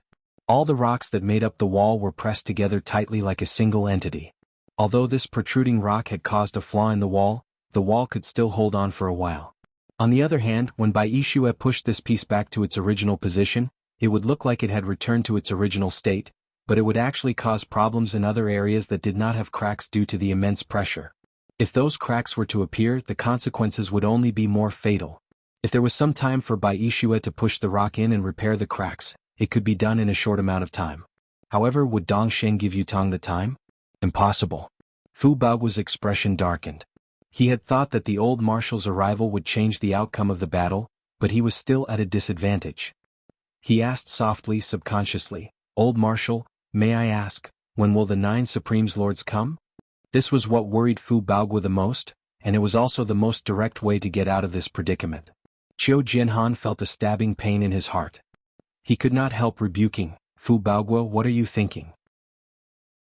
Could it be that Yutong doesn't have the 9 Supremes anymore and you won't fight anymore? Must the 9 Supremes be the one to end Yutong's war?" Fu Baoguo lowered his head and said with difficulty, "Old Marshal, this battle is unusual. Our brothers were beaten too badly." Qiu Jianhan was silent for a moment before he said softly, "How could I not know the devastation of this battle? But the 9 Supremes Lords, perhaps, this time, they really can't come." Fu Baoguo's expression changed at once. He knew very well what the old marshal meant. With the 9 Supremes Lords' speed, temper and character, how could they not be here? If they really couldn't come, then, there could only be one possibility. It was a possibility that Fu Baoguo dared not think about. According to the information from before, an enormous lake suddenly appeared in the boundless mountain range 6,500 kilometers southeast of here a few days ago. The surrounding mountain ranges were all razed to the ground, and all the trees and rocks were shattered into pieces. It was as if they'd suffered a heavenly tribulation, and it was a scene of desolation. The old marshal closed his eyes and said, "There must have been a great battle there." However, the number of participants was definitely not many. From the southern border to the eastern defense, that route is almost a necessary route. It's obvious that this battle was set up by someone with ulterior motives against the Nine Supremes. After this battle, there has been no news of the Nine Supremes' lords. Fu Baoguo was dumbstruck. Even if it was Qiu Jinhan's explanation, how could he not understand the deeper meaning of these words with his military knowledge? What was more, he was someone who had experienced the Four Seasons Tower's methods that were beyond his knowledge. His heart turned bone-chillingly cold. Qiu Jinhan heaved a long sigh. According to the time, it has been about 20 days since Lord Supreme Cloud left the southern border. It was also after that the lake appeared. In other words, Lord Supreme Cloud's battle there lasted at least 20 days. Since then there has been no news, although no news is good news, but, listening to Qiu Jinhan's words, Fu Baoguo felt like the sky above his head had collapsed. While the walls of the Fortress of Resilience were in an irreversible state, Lord Supreme Cloud had also encountered a terrifying ambush. "Baoguo," Qiu Jinhan said in a low voice, "this news must be kept confidential. Only you and I know about it in the whole of Yutong now. His Majesty, Old Lung and Fang Taiwei know about it." Fu Baoguo answered mechanically, "This humble official understands." Though he agreed verbally, Fu Baoguo's mind was already a complete blank at the moment. The person who had made the promise that day was probably no longer around. Who was he going to fulfill his vow to? Other than the main reason why he had persevered all this while, which was to fulfill his duty as a citizen of Yutong, another reason was to let Lord Supreme Cloud know that his mercy that day was not wrong. He had given everything he had, protecting the Fortress of Resilience with his life. Now, however, the wall now? Qiu Jinhan was hesitant. Fu Baoguo, on the other hand, grabbed a handful of snow and rubbed it harshly on his face and neck a few times. It was only then that he felt calmer. After stewing for a while, he finally suggested, "Old Marshal mentioned the last move. I wonder, what about the last move?" Qiu Jinhan's face was weathered. "This old man is thinking about the last move now." Fu Baoguo said, "May I ask, Old Marshal?" Qiu Jinhan said with difficulty, "This last move can make the Fortress of Resilience last for another month. It's impossible for it to last any longer. Even if I were to use this move, this old man still doesn't have the confidence to really last a month against Han Sanhe." Fu Baoguo perked up. "Last for another month? Is it really 1 month?" Hearing the number, Fu Baoguo's eyes glowed. Even holding on for one more day was an extravagant hope to Fu Baoguo now. How could it last for another month? Now that he heard the words of holding on for another month, Fu Baoguo felt like he had come back to life. In spite of this, Qiu Jinhan's expression was grim. If he had a choice, he would never want to use this last move. Once this move was used, the Fortress of Resilience, the publicly acknowledged unbreakable fortress, would not be able to be used again for a long time. Perhaps, it should be said that it would be destroyed. "May I ask, Old Marshal, what method is this? How can it be so effective?" Fu Baoguo asked excitedly. On the opposite side, Han Sanhe stood on a high point with a thick fur coat draped over him. He frowned as he looked at the Fortress of Resilience from afar and sighed faintly. "Teacher, the wind is strong on the mountain. Let's return to the marshal's tent," Zhang Gu said. "Let's wait a little longer. I want to see if Qiu Jinhan will actually use that method," Han Sanhe said slowly. "That method? What method?" Zhang Gu asked, puzzled. "The last move. The last move to deal with the current crisis." Han Sanhe chuckled humorlessly and said, "I didn't expect to meet Qiu Jinhan after all. I thought that Fu Baoguo wouldn't be able to hold on for more than a few days. I didn't expect him to be reborn when I actually met him. Each of his moves were precise and orderly, and they were more appropriate than I imagined. Fu Baoguo has really grown up. If he survives this battle, the title of Tianshan Continent's top general will probably change hands." "Teacher, aren't you flattering Fu Baoguo a little too much? As long as teacher is still alive, the title of Tianshan Continent's top general will never fall to anyone else," Zhang Gu exclaimed. Although Zhang Gu had fought Fu Baoguo before and had personally experienced Fu Baoguo's prowess, he had to admit that he would never be able to do what Fu Baoguo did if their positions were switched.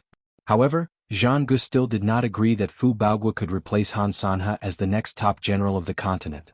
Han Sanhe paused and said, "Do you know why I've chosen to increase the number of troops despite the heavy casualties? To continue the war?" Zhang Gu said, Please tell me the details, teacher. Zhang Gu could not understand this as well. The current war was not on Dongxuan's side, the right time, the right place, the right people. However, his teacher had sworn to fight to the death no matter what. Chapter 482. The main reason is because of Fu Baogua. Han San has said faintly. Because of Fu Baogua? Zhang Gu was even more confused by the answer. Even if Fu Baogua was skilled in strategy and tactics, how could he be worthy of his teacher's attention? If Fu Baogua didn't live up to his reputation, or if he didn't perform so well, our army would have trampled Yutong a long time ago. Han Sanha chuckled bitterly. In this battle, you've only seen how I've sent countless Dongxian soldiers to the battlefield without regard for the cost. Do you know who are the ones who have died in this battle? Let me tell you now, other than some of the generals in the military, most of them. A mocking smirk hung on Han Sanha's face. You can even say that the armed forces of the many families in Dongxian have all been buried under the fortress of resilience in the previous war.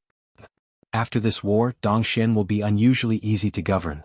Even if we lose this war, more than 80% of the internal threats in Dongxian will be wiped out by me. A hint of coldness flashed across Han Sanha's face. However, whether we win or lose this war, as long as I return to the country, I won't have another chance to lead an army for the rest of my life. So, do you still think that there's a problem with what I said just now? As long as Fu Baogua survives this war, he'll really be the next top general in Tianxian. Those families who have suffered heavy losses will never let me go. His Majesty will have to give them an explanation for the balance of power in the country. As the person directly involved, I'll be the scapegoat. It's inevitable. It's also because of this reason that I can't retreat. Qiu Jianhan and Fu Baogua have come here with the intention to die, but what they don't know is that I, Han Sanha, feel the same way. As a soldier, dying on the battlefield is much more honorable than dying on a sickbed or being attacked by a political enemy. This land that's soaked in blood, other than being Qiu Jianhan's home, is also the home that I long for. As for why this war has to go on, how can I not know that the time, place, and people aren't on our side? But as long as I'm still fighting, the country can only choose to support me. On the other hand, if we retreat now, I will be imprisoned in the country until I die of old age. I might even be punished for my defeat and my family will be exterminated. I might even be beheaded on the spot. Originally, these were still limited to me. Dongxian still has all of you. Even if I let go, even if I am worried, this is all I can do. But you have to know that there's another disadvantage if we retreat.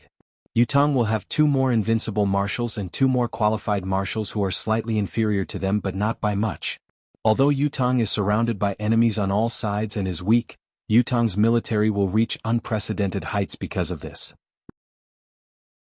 Tai Zheng, Fu Baogua, Lung of the South, Wang of the West, the commanders-in-chief of the 4 borders, all of them are the cream of the crop. How can our countries surpass them? Among the 4 generals, Tai Zheng is the publicly acknowledged invincible marshal in the continent. Such a character is actually inferior to Fu Baogua because Fu Baogua is an all-rounder and more importantly, Fu Baogua is Fang Qingqian's disciple. Of course, Tai Zheng's impulsive personality has also determined this. Although Fu Baogua is considered a qualified marshal, he isn't invincible. If he were to face Tai Zheng head-on, the chances of him winning would only be 50-50. Tai Zheng's chances of winning might even be slightly higher. However, after this war, Fu Baogua's various abilities have been matured.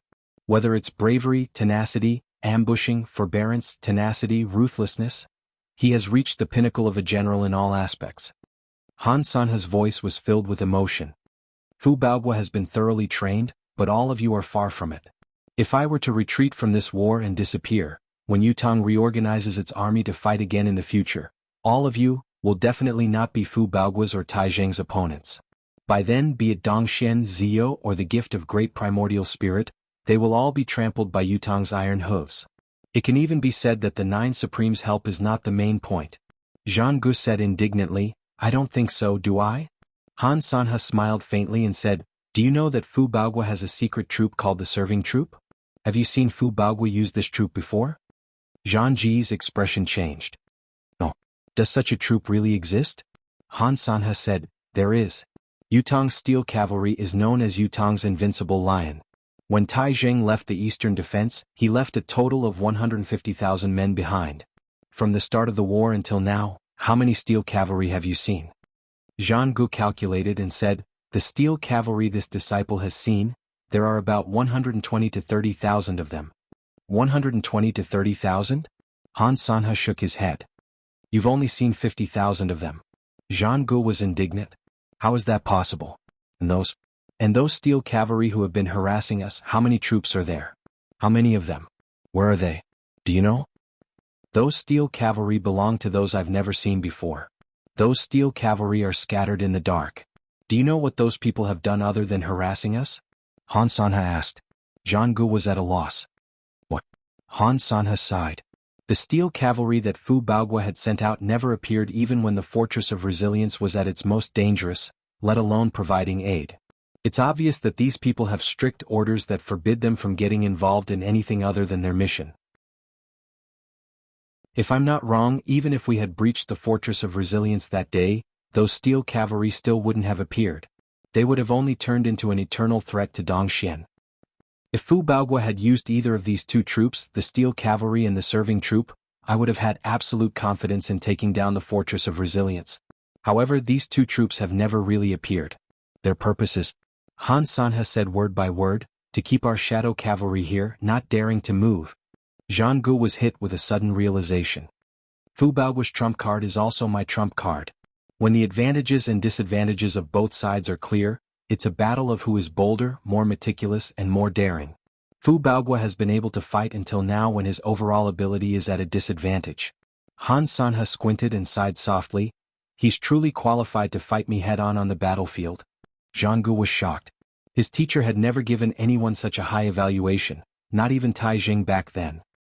He did not expect Fu Baogua, who had been beaten to the brink of death, to receive such a high evaluation. Therefore this battle can't end here. Even if it does, Fu Baogua must be killed first. Han Sanhe said, leaving Tai Jing alone. As long as we target his weakness, there's room for maneuver. But Fu Baogua must die. As long as there's no Fu Baogua on the eastern border, the empire of Dongxian can live on for another 300 years. Zhang Ji's heart skipped a beat as he suddenly said, but the other countries? The other countries? Han Sanhe chuckled mockingly. The empire of Ziyou is doomed after this incident. The empire of Deyuan is scared out of its wits by Supreme Cloud.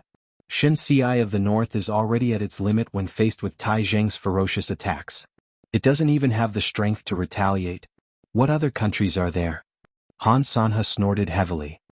The one who unifies the world in the future will be either Dongxian or Yutong.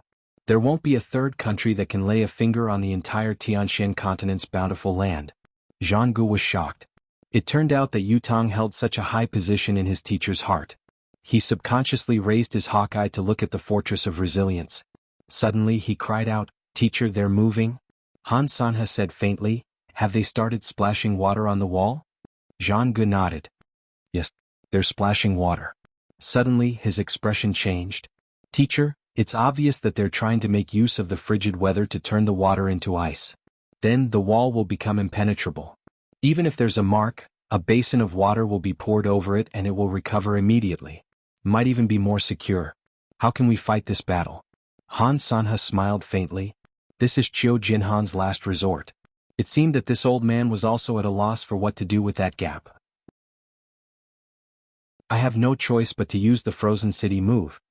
He turned and descended the mountain, saying faintly, "It's a pity that he doesn't know that this is what I've been waiting for." Zhang Gu was confused. Facing an impenetrable fortress like this, what other countermeasures did his teacher have? Chapter 483. The Fortress of Resilience was closed. Fu Baogua's eyes, which had initially been muddy and dull, were now radiant. He watched as buckets of water were poured down, slowly turning into solid ice in the frigid weather. It was as if a layer of armor had been added to the fortress wall. As the process repeated, an hour later the entire outer layer of the Fortress of Resilience's wall had an additional layer of ice. It was a crystalline, slippery but unusually sturdy wall. All the damages on the Fortress of Resilience's wall were covered by the layer of ice. There were no longer any gaps or gaps. Fu Baogua touched it excitedly and slashed it with his sword, testing the new wall's sturdiness with his own hands. Snow and ice flew everywhere from the slash, but the main body of the wall did not show any signs of damage. Although the ice wall's sturdiness was slightly inferior, it could still be used. Most importantly, such an ice wall could be easily repaired even if it was damaged. A few buckets of water could be poured over it and the repair would be completed after a short wait. Great idea. What a great idea. Fu Baoguo was trembling, his eyes gleaming as he guffawed. Old Marshall's idea is truly a stroke of genius. Why didn't I think of such a good idea before? Han Sanha, I'd like to see how many lives Han Sanha has to fill up this fortress of resilience. Don't destroy the ice wall, don't destroy the ice wall. In spite of this, Qiu Jianhan's expression was completely different from Fu Baoguo's delight. Old Marshal Qiu's expression was somber, his gaze worried. He looked like he had a lot on his mind. Fu Baoguo asked in surprise, why is old Qiu like this? The fortress of resilience is like an iron wall now. Even if Han Sanha has 3 heads and 6 arms, it'll be hard for him to shake it. With such an ice wall, even if he damages the outside today, it'll only take a night at most to recover to its original state. The fortress of resilience will be impregnable and we can rest easy. Qiu Jianhan chuckled humorlessly, I wouldn't be surprised if someone else thought so, but you, Fu Baoguo, shouldn't have thought so. Fu Baoguo was taken aback. He was an intelligent man, a commander who knew his soldiers well. He immediately thought that the old marshal's ice wall tactic should have some sort of limitation, but what was it? While he was delighted, he had also thought about the drawbacks of this tactic, but he had never thought of a way to break it. It was because he had put himself in his shoes that he was so delighted. Was there something that he had missed out on? Qiu Jianhan's expression darkened when he saw Fu Baoguo's contemplative expression. He said, Baoguo, order the logistics department to prepare more kerosene and fire arrows. He especially had to prepare a large amount of water to prevent Han Sanha from attacking them with fire in the ensuing battle. Then order the steel cavalry and the serving army to conserve their strength and be ready to fight to the death. After saying that, he went down worriedly. Fire attack. Fu Baoguo was still puzzled by the old marshal's words. Water and fire countered each other. This was a simple truth that everyone knew. When he had put himself in the ice wall's shoes to come up with a strategy, he had considered using fire as well, but to use fire against an ice wall at this time of the year, it was easier said than done. That was why he had rejected the idea when he had only thought of the beginning. What was the old marshal talking about in such a serious manner? Besides, even if the other party were to attack with fire, he could still prepare a large amount of water and sand, but why did he have to prepare kerosene and fire arrows as well? Was he afraid that the other party's fire was not strong enough and would only add fuel to the fire? This order was getting more and more mysterious and unexpected. Fu Baoguo could not help but let his imagination run wild. It looked like there was still a considerable gap between him and the famed marshal back then. He needed to continue working hard. Fu Baoguo was still thinking about this as he followed Qiu Jianhan down the wall. He could not figure out where he had misjudged the situation. It was at this moment that he heard a commotion in front of him. Looking towards the source of the voice, 12 sturdy young men who looked like 12 calves were arguing with several old soldiers. The argument had even turned into physical contact. The leader of the group was currently struggling until his face was flushed red. He shouted with all his might, "We are only looking for a person, how can we violate the law? We're all Yutong's people, what right do you have to treat us like this?" The veteran who was holding the youth grinned menacingly. "Insolence! You have no respect and your mouth is filled with disrespectful words. Who else should we take if not you? You've not only broken the law, you've committed an unpardonable crime." The youth looked aggrieved. "Who have I disrespected? We're really here to join the army and serve our country. The 12 of us are here to fight against Dongxian. How are we unpardonable? We're not spies.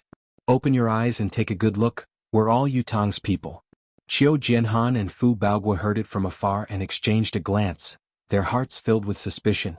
"Go over and have a look," Fu Baoguo ordered his janissaries. As for Fu Baoguo and Qiu Jianhan, they would not go over personally. No matter how confused they were, this was a critical and sensitive period. What if the other party was really a spy and both of them were assassinated? Even if the assassination was not successful, such an incident would cause the already unstable morale of the army to waver once more. The morale of Yutong's army that had just been stabilized could not be shaken by such an incident. A few of the janissaries walked over and clarified the current situation with just a few words. The process of the incident was actually very simple. The 12 youths who claimed to be here to join the army each had a fine warhorse with them and their equestrian skills were impressive. The cavalry general was naturally delighted to see them. Even the steel cavalry general's eyes shone when he saw them. Of course, the most pleasant surprise was still the 12 warhorses. Every single one of them was an extremely fine colt. Especially a few of the war horses, they were all over 8 m in length, had long legs, and were extremely strong and vigorous horses of the highest quality. They did not need much training, only a little training was needed for them to be the vanguard of the battlefield. The cavalry general, who loved horses as much as his life, went forward to chat, wanting to recruit the youths. This group of youths were all children from remote mountain villages. Each of them was simple and honest. When they were asked, they blushed. Everyone roared with laughter and liked them even more. Soldiers who had been on the battlefield for a long time preferred honest, simple, and honest youths over smart kids. However, this fondness stopped when one of the children asked curiously, "May I ask, big brothers, there's another important matter for us to do here. We need to find a few people and send a letter to them."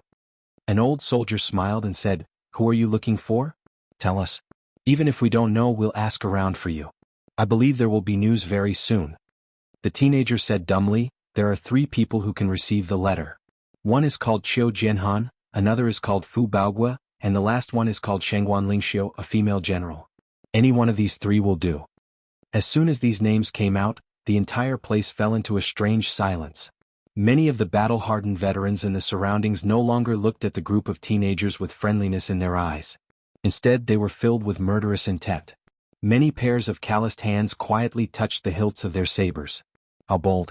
It was only their first day joining the military, but they were already asking about old Marshal Qiu, Marshal Fu, and the Shengguan family of generals. Not only were they bold, but their ulterior motives were obvious. Thinking deeper, these 12 youths looked simple and honest, but each of them had a top-notch precious horse. This in itself did not match the image of them coming from the countryside. It was obvious that there was a big problem. One of the officers sneered and said faintly, "May I ask who asked you to look for these 3 people?"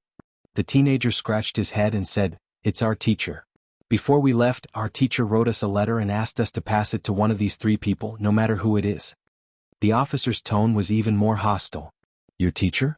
Who's your teacher? Could it be that he knows any one of the 3 people you mentioned just now?"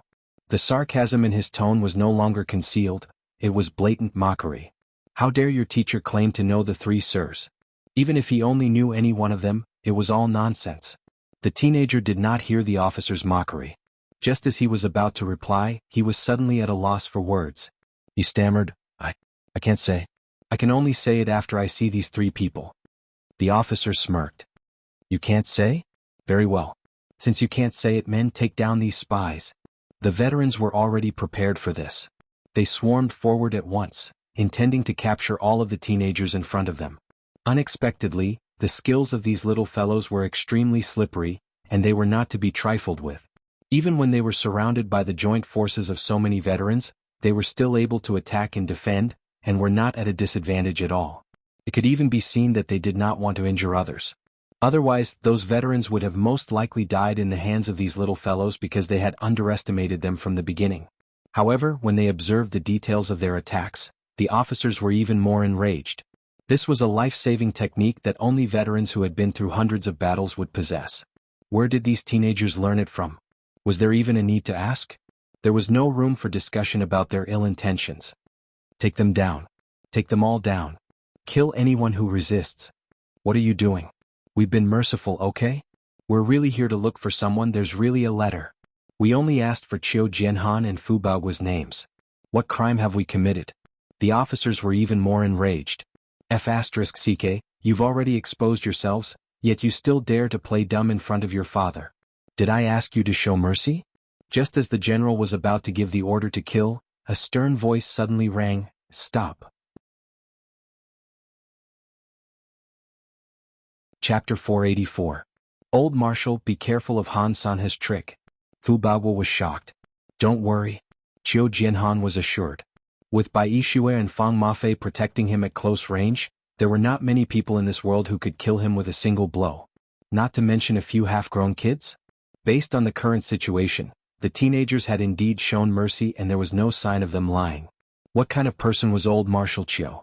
Naturally, he would not take things for granted like the veterans. The so-called flaw in their hearts would not be a flaw at all.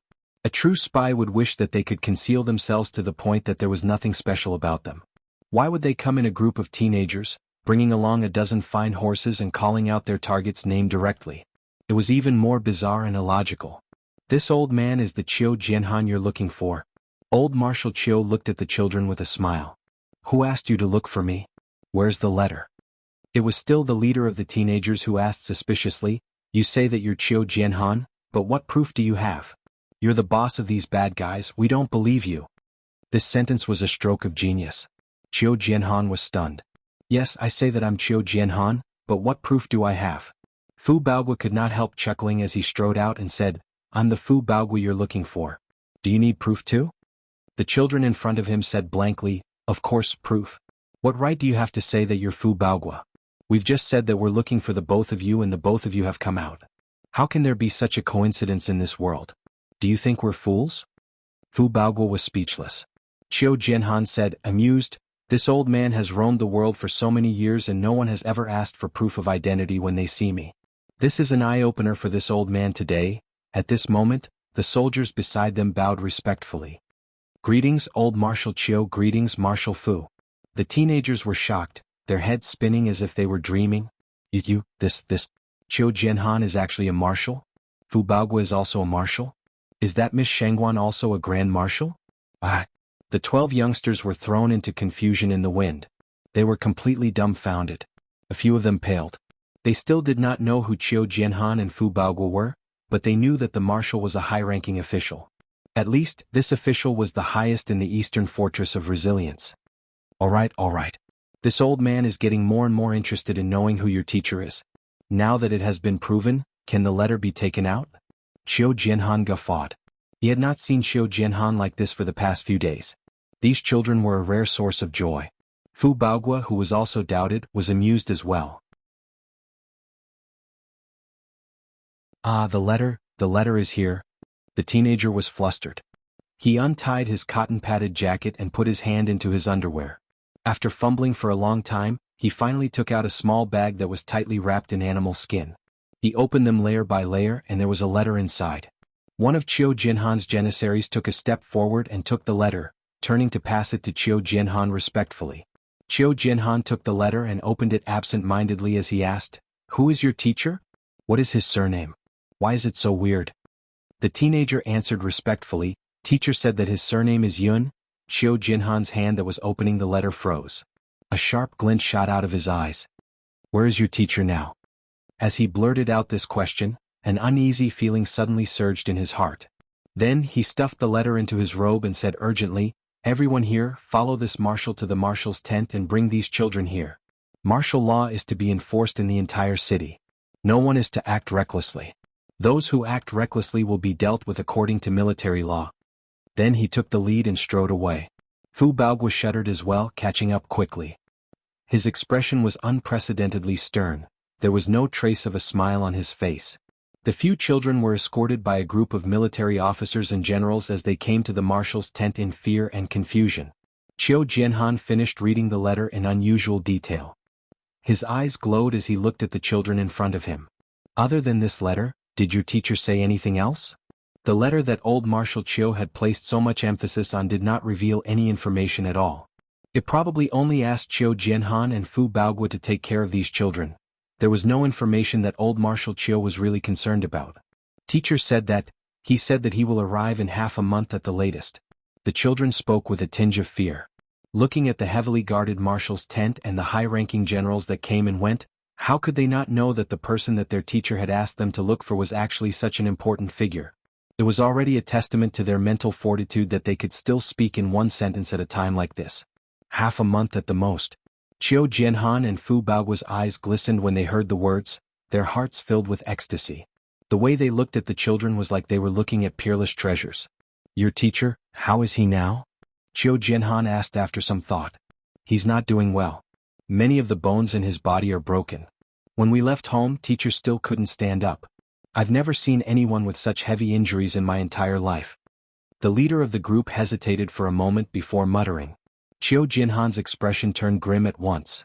Many of his bones were broken and he could not stand up. Even a high-level cultivator would find it difficult to recover from such injuries. How could he arrive within half a month? Still there was news. No news was good news, but it was even better to have news of his survival. What does your teacher look like?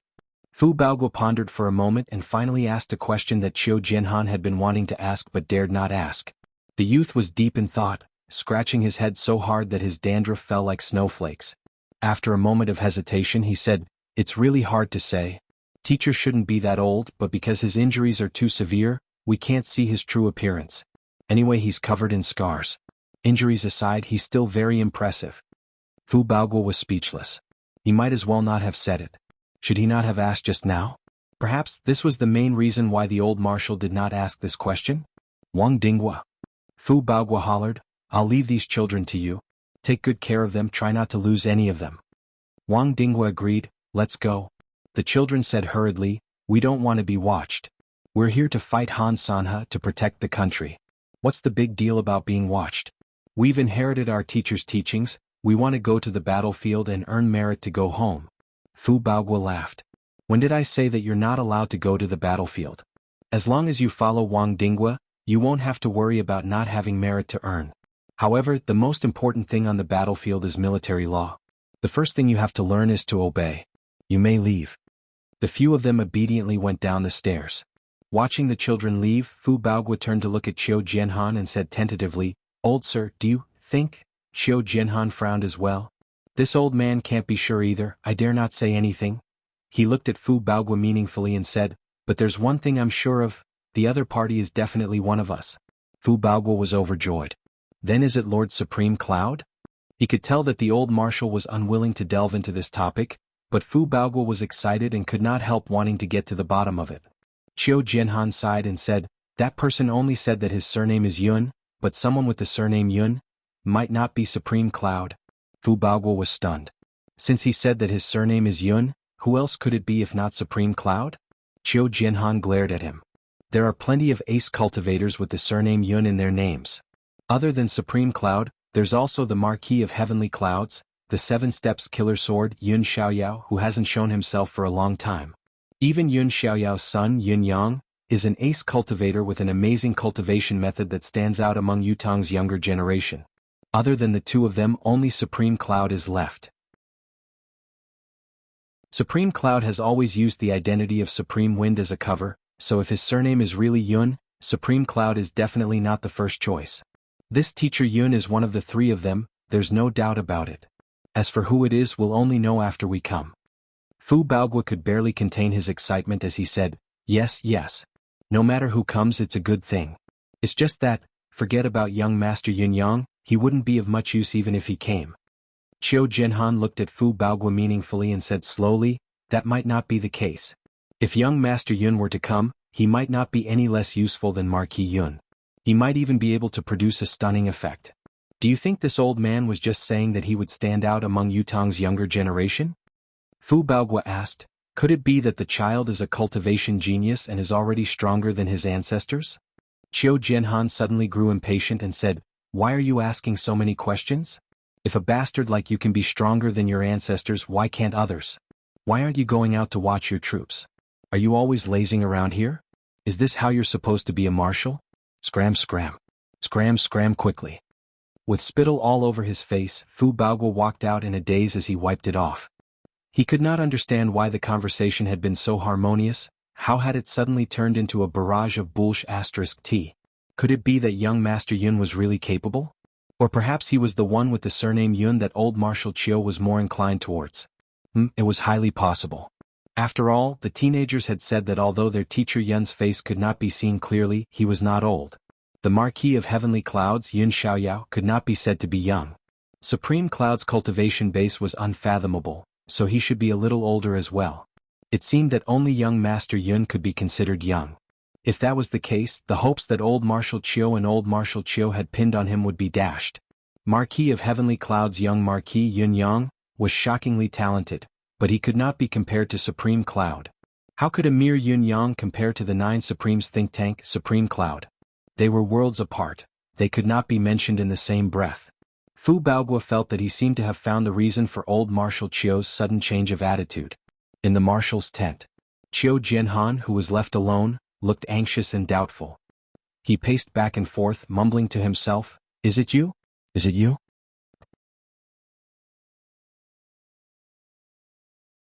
Chapter 485. Today was the last day of the year. Tomorrow belonged to 2018. It had been 7 months since the 1st of June until today.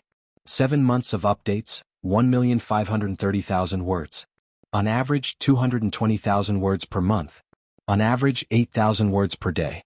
Compared to the previous books, this speed was very slow. However, it was not too slow. Thank you, everyone, for your support for Supremacy in this half a year. We have been together for a long time.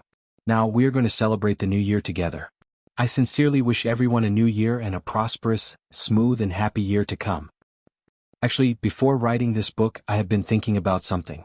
China's history since ancient times has been a process of dynasties rising and falling to fight for the world. Every hero has shown brilliantly in their own history. For their country, for their people, they have not hesitated to fight. In fantasy novels, sometimes for the sake of pleasure, one can ignore the war of dynasties and only write about the gratifying and vengeful parts. However, I have always thought, do these fantasy protagonists and heroes not have their own countries?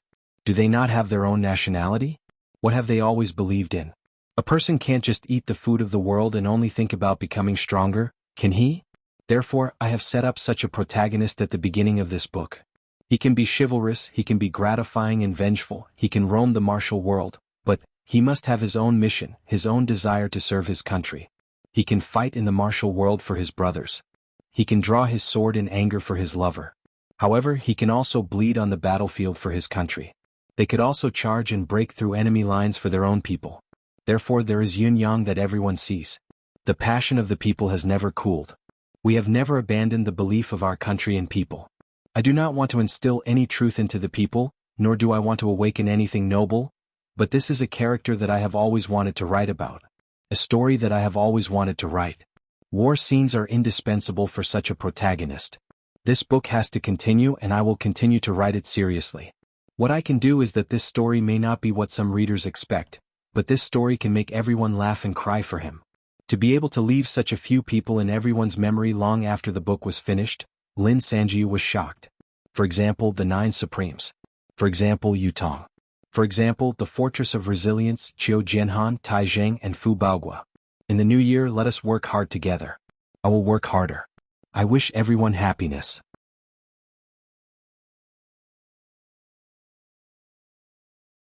Chapter 486. Shengguan Lingxiu had come as well. She walked in with 2 tall and slender female generals in tow. Old Marshal, I heard that there's a letter for me? Qiu Jianhan was deep in thought when he heard her. Yes, it's here. He took the letter out. Shengguan Lingxiu glanced at it and was confused as well. Who is this? Old Marshal Qiu glanced at her and said, he said his surname is Yun. Shengguan Lingxiu shuddered. Lord Supreme Cloud? Old Marshal Qiu's gaze fell on Shengguan Lingxiu's face and said, not necessarily. Shengguan Lingxiu's eyes shone brighter. Is it young Master Yun Yang? Old Marshal Qiu squinted and said, this old man doesn't know. Shengguan Lingxiu smiled and said, it's a good thing no matter who comes. On the other side, Yu Rulan and Ji Lingxi's expressions changed at the same time. Whether it was Supreme Cloud or Yin Yang, it was a good thing. That was true. It was also a good thing for the 2 girls. If Supreme Cloud were to come, both of them could ask about Supreme Wind from him. In other words, news of Ji Lingfeng. If Yin Yang came, the 2 girls gritted their teeth, determined to get even with this bastard. However, why was Shengguan Lingxiu so excited? Supreme Cloud's arrival was beneficial to the war, it was only natural for her to be happy. However, what was she happy about Yin Yang's arrival? Qiu Jianhan saw the change in the 2 girls' expressions and said, these 2 look unfamiliar.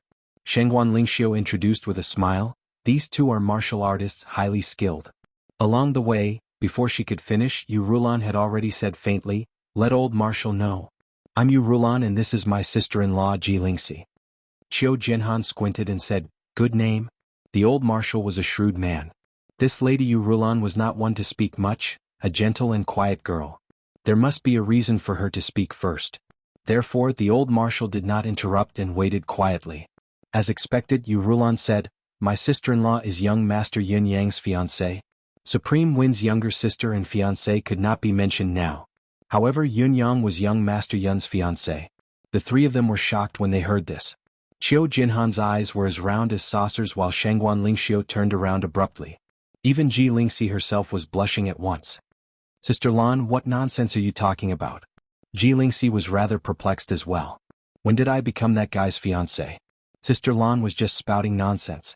Yu Rulan remained expressionless. Both she and Ji Lingxi had disguised their faces, so no one would be able to tell even if they were moved. He spoke slowly. This young Master Yun is rather insensible, leaving us in Tiantang City and disappearing without a trace. We have come to look for him. But in his heart, he was exasperated at her for failing to live up to his expectations. Sister, oh sister, you're so silly. Can't you see that this female general's feelings for Yun Yang are almost undisguised? If you continue to be embarrassed, Yun Yang might be snatched away by someone else. Yun Yang's fiancé? Shengguan Lingxiu asked in a daze. Qiu Jianhan frowned and asked suddenly, how many fiancés does Yun Yang have? This old man has discussed with old Mistress Shengguan a few days ago and has already betrothed Lady Shengguan Lingxiu to Yun Yang. Why is there 2 fiancés now? As the military's pillar, Qiu Jianhan was naturally on Shengguan Lingxiu's side. He was old and experienced. He could tell from Shengguan Lingxiu's words and actions. He could also tell that Yu Rulan's words were meant to strike Shengguan Lingxiu down. Therefore he could not help but chime in. You're so good at lying. This old man has lived for a lifetime. Am I inferior to you? Ji Lingxi's expression changed. Is there such a thing? Yu Rulan looked at Qiu Jianhan and said, Old Marshal must be joking. Qiu Jianhan glared at her. This is a military camp, there's no joking here. Get out, all of you. This old man's solemn martial tent has become a place for jealousy. What a scandal. With a wave of his hand he chased them all out. When Shengguan Lingxiu came out, she looked at Ji Lingxi and Yu Rulan.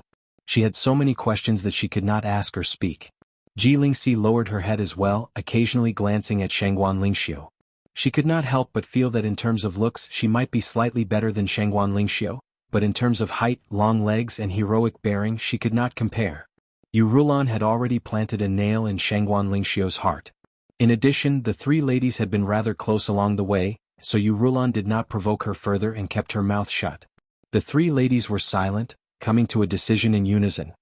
Everything would have to wait until the war was over. Old Marshal Qiu, who had followed them out to watch the show, was greatly disappointed. There was no quarrel. The 3 ladies walked back. Along the way they saw groups of wounded soldiers who were bleeding and bandaged, but each of them was brimming with fighting spirit, their eyes filled with the determination to die. It was as if the brutal battlefield had only given them fearlessness and bravery, not the slightest bit of fear. Yu Rulan and Ji Lingxi were shaken as they watched Yutang's warriors shed their blood on the battlefield without regret. Suddenly they seemed to understand why Ji Lingfeng had become supreme wind and why he would fight to protect this country. It was because these were a bunch of respectable people. What an amiable man. Of course we're here to join the battlefield. By then the 3 of us sisters will live and die together. Yu Rulan said. Shengguan Lingxiu smiled faintly and nodded. Thank you. As for the rest, I haven't considered it yet. Ji Lingxi said, unwilling to admit defeat, I haven't considered it either. Shengguan Lingxiu's mood had been heavy, but she could not help but smile when she heard what Ji Lingxi said. For the next 3 days, Dongshuan's camp that was stationed opposite the Fortress of Resilience did not make any moves. They could only watch as Yutang's troops poured bucket after bucket of water onto the top of the fort, allowing the water to seep through the cracks. Fu Baoguo was afraid that the weather was too cold and the water would freeze before it could seep through completely, so he ordered the soldiers to boil the water and pour it down directly. This way they could prevent the water from freezing before it could seep through. As for the outside of the fort, they could just pour bucket after bucket of water down without concern. With such hasty actions, the Fortress of Resilience had turned into an ice fortress in just 3 short days. The ice and snow outside had reached a thickness of 2 feet. Even a deicide Bao's close-range attack would not be able to penetrate such a thickness. Siege arrows could still penetrate it, but was there any meaning in using siege arrows to attack the layer of ice? At least there was not much meaning. With this in mind, Yutang's troops' morale was greatly boosted. The shadow of defeat that had shrouded them previously and the path of defeat had long vanished. Even the clouds of war that had been suppressed for so long had dissipated at this moment. All of them were filled with confidence towards the victory of this war. Only Qiu Jianhan was still worried every day, his brows furrowed as he repeatedly checked on the fort's reserves and supplies. On the other side, Han Sanhe had been observing Yutang's movements. He saw that the Fortress of Resilience had finally stopped watering the fort after the 3rd day. After all, there was no longer any meaning in continuing to thicken the wall. The current scale was already sufficient. When Dongxuan's troops came to attack, they would bear the brunt of the attack and pour water on the wall after the battle ended. All of Yutong's soldiers were reassured, but the soldiers on top of the fort could feel the chill. It was a bone-chilling coldness that chilled their hearts to the bone. On the third day, Han Sanhe summoned Zhang Gu. Han Sanhe summoned Zhang Gu and asked, "Have you prepared everything I asked you to prepare?" "They've been prepared for a long time." Han Sanhe's eyes glinted coldly. "Then attack." Just as Han Sanhe announced the attack, Yutong's reinforcements arrived once again. This time there was only one person. A person with the surname Yun. Marquis of Heavenly Clouds, who had not been seen for a long time, had rushed here from the north day and night. Now, Marquis of Heavenly Clouds, who had passed the bottleneck of the perfection of the peak realm and successfully ascended to the heaven realm, had arrived. Fu Baoguo was first overjoyed at Yun Xiaoyao's arrival, then he felt an indescribable sense of disappointment. *CK Why did this fellow come? Even if it was his son who had come, this marshal wouldn't be so disappointed. After all, according to Qiu Jinhan's evaluation, Marquis of Heavenly Clouds, Yun Xiaoyao, was the lowest among the three Yuns. Qiu Jinhan was not surprised by Yun Xiaoyao's sudden arrival. He asked directly once they met, "How's the north?" Marquis Yun was still very respectful towards old Marshal Qiu as he replied, "The situation in the north is unusually stable. Marshal Tai Zheng has chosen to take the initiative and lead the army to fight Tianxi. He's won 3 out of 3 battles, his might unprecedented. Currently, Tianxi's troops have retreated 500 miles. Although both sides are currently in a stalemate, I believe there won't be any problems on Marshal Tai's side. The only regret is that Tianxi's troops are still increasing, so Marshal Tai doesn't dare send troops to assist the east." The Marquis of Heavenly Clouds, Yun Xiaoyao, was indeed Yun Yang's father in name. His appearance was equally outstanding. He was tall, handsome, elegant, and radiant, giving others a good impression at first sight. This humble one has been staying at the northern border for more than a year. Marshal Tai saw that the war has stabilized and discussed it with this marquis, requesting this marquis to assist alone. Thus, this marquis has traveled south through the night and has finally arrived at the Fortress of Resilience today to contribute my strength. Marquis Yun smiled gently. "I'm not too late after all. I can still make it in time for this war of the century and watch the ultimate showdown between the world's top marshals."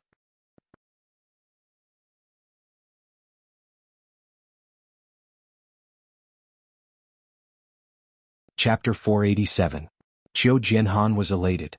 "Marquis Yun has traveled thousands of miles to aid us. He has been a great help to us. This old man is grateful." Qiu Jianhan knew Marquis Yun's real identity well. Marquis Yun's arrival here was almost equivalent to His Majesty's arrival. No matter what decision Qiu Jianhan made, as long as Marquis Yun was here, Marquis Yun would shoulder the responsibility even if there were any mistakes afterward. The royal family would never have any suspicions. It was not that the old marshal was overthinking, but it was a method of self-preservation when the need arose.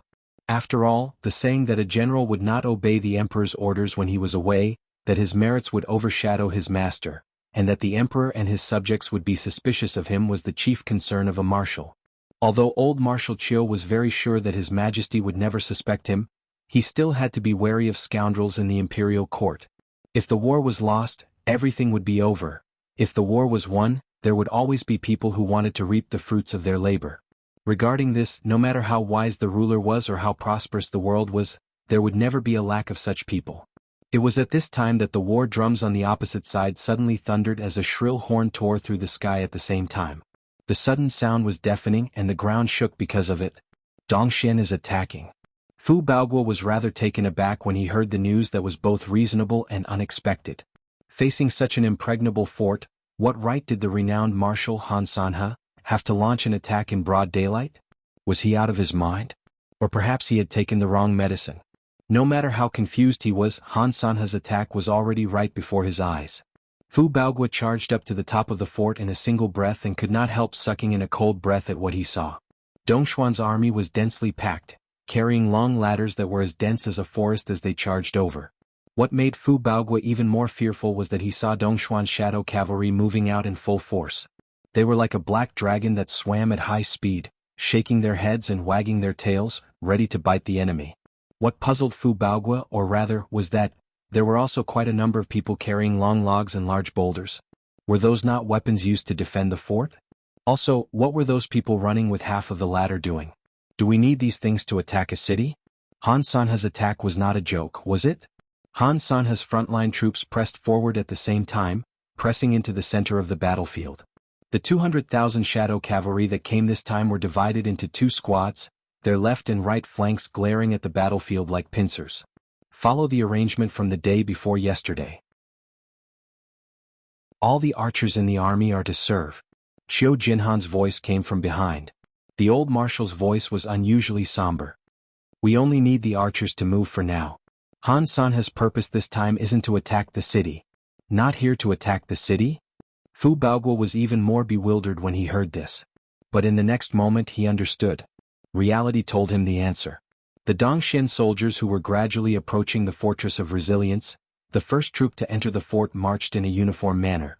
Each of them held a huge shield in one hand, covering their entire body from head to toe, while the other carried a long ladder held by a few people as they sprinted over. When this troop arrived at the edge of the Fortress of Resilience, their next step was to erect the ladder on the wall and turn to leave without a moment's hesitation. Fu Baoguo was still bewildered by the reality before his eyes. What was going on? The ladder had been erected and they were already at the edge of the fort. Why were they not attacking? Was this another form of cold feet? Release the arrows. As Qiu Jinhan ordered, tens of thousands of arrows were fired from the top of the fort. The arrows were obviously aimed at the soldiers who were erecting the ladders, but the Dongxian troops were already prepared for this. The shields in each of their hands were a few sizes bigger than usual, but the rain of arrows did not cause much damage. There were only a few unlucky fellows who were shot when they lowered the ladders and died under the fort. As the number of rolling logs, boulders, and ladders increased, piling up high, the situation became more and more bizarre. Observing from a close distance, Fu Baoguo realized that the ladders used by Dongxian to attack the fort this time were not ladders, but long ladders. They were placed at the highest point, about 10 feet and a half from the top of the fort. The people on the fort could not do anything to these ladders. Although some of the smarter soldiers had already pulled out the flagpoles and guided them to the bottom of the city wall to pull down some of the long ladders, most of the long ladders were only a few feet long and stopped at the height of the middle of the city wall. Even the flagpoles could not reach them. As the cycle continued, the items that Dongxuan's troops had piled up under the fort wall gradually grew thicker and thicker. At a glance, it looked like a gentle slope. With another order from Qiu Jinhan, 5,000 Yutong steel cavalry charged out of the fort. No matter what, we can't let these things take root under the fort wall. Destroy them all. Seeing that Yutong steel cavalry had moved out, the shadow cavalry on the other side had sent a troop out almost at the same time to intercept them. When the enemies met again, both sides would naturally engage in a massacre. Most of Dongxuan's troops were indifferent to the situation, as if they did not see it. They only cared about transporting the supplies to the bottom of the fort wall. Later on, even the straw and dried branches were left here. Are they attacking with fire? Fu Baoguo was dumbfounded. Would this work? Of course it's a fire attack, and this is only the first step of Han Sanha's strategy. Qiu Jinhan sighed deeply as he watched the brutal battle between the shadow cavalry and the steel cavalry below the fort worriedly. Han Sanha is indeed a veteran of the battlefield. He has indeed thought of this. The most extreme situation is about to begin. I wonder if the Fortress of Resilience can really hold on for a month? A few moments later, Dongxuan soldiers who had left all their belongings behind hurriedly retreated. While the battle between the steel cavalry and the shadow cavalry was still going on, a loud horn rang from Dongxuan's camp. A shrill voice hollered, "Light the fire! Fire the arrows!" With a loud boom, Dongxuan's archers were already prepared, lighting up the arrows that had been soaked in kerosene on the bowstring. Swoosh, swoosh, swoosh. Countless fire arrows instantly covered the entire sky as they flew towards them. Boom! The base of the fort was ablaze with a towering fire. The sudden heat wave burned Fu Baoguo's face, making him feel like he was at the edge of a sea of fire. In spite of this, Fu Baoguo was still puzzled by Dongxuan's move and Han Sanha's strategy. What's the use of attacking with fire? We only need to retreat from the top of the fort to avoid such a huge fire, but Dongxian can't possibly cross the wall of fire to attack. If they force it, they'll only burn themselves to death with the current fire. Qiu Jinhan sighed, "Baoguo, as a general, not only do you need to know your soldiers, the weather, the geography and so on, there are many other things that you need to know as well." Fu Baoguo's uneasiness grew exponentially. Had he really missed something important? What don't I know?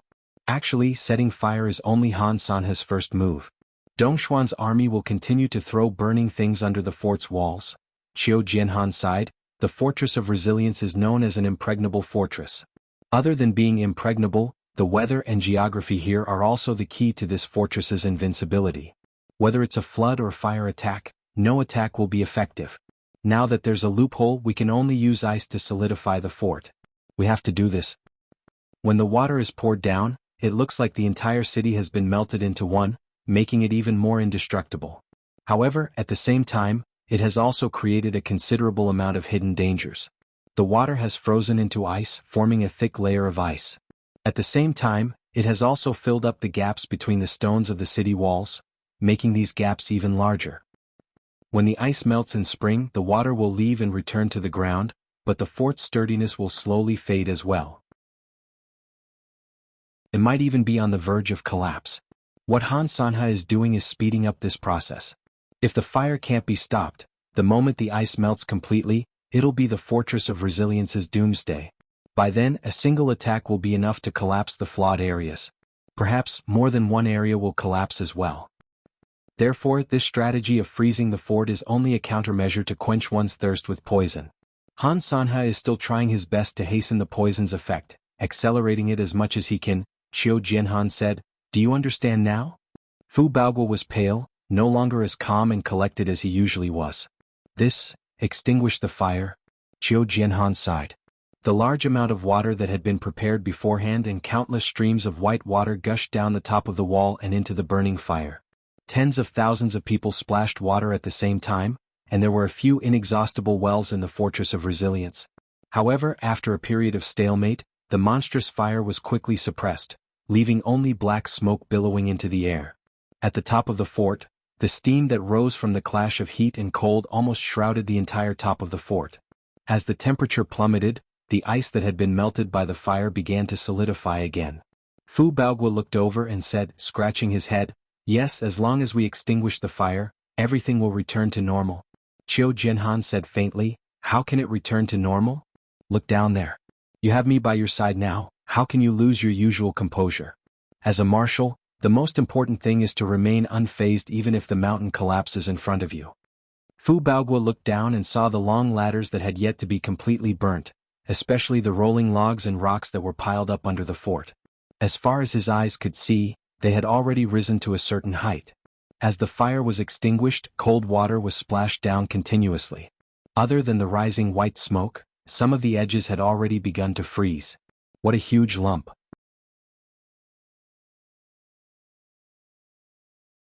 Chapter 488. The steel cavalry tried their best to charge over and destroy the pile of debris beneath the fort, but the shadow cavalry stopped them with equal force. For this reason, they did not hesitate to send out more men than the steel cavalry to stop them. They did not hesitate to fight back with their lives. Qiu Jianhan sighed softly. "Retreat. It's impossible to achieve the goal we've set. Han Sanhe won't allow this to be destroyed. If we force it to continue, it'll only cause more steel cavalry casualties." Fu Baoguo's expression changed again. However, before Fu Baoguo could give the order, the horn sounded again. Dongxuan's troop was still the same as before, carrying the pile of debris as they charged over. After another pile, the fire rose into the sky once more. More cold water was splashed down from the top of the fort. Later, Qiu Jianhan gave the order to pour cold water over the fire before the other side could fire their rockets. However, after 2 repetitions, Qiu Jianhan gave up on the idea. Not only was it not beneficial, it was harmful instead.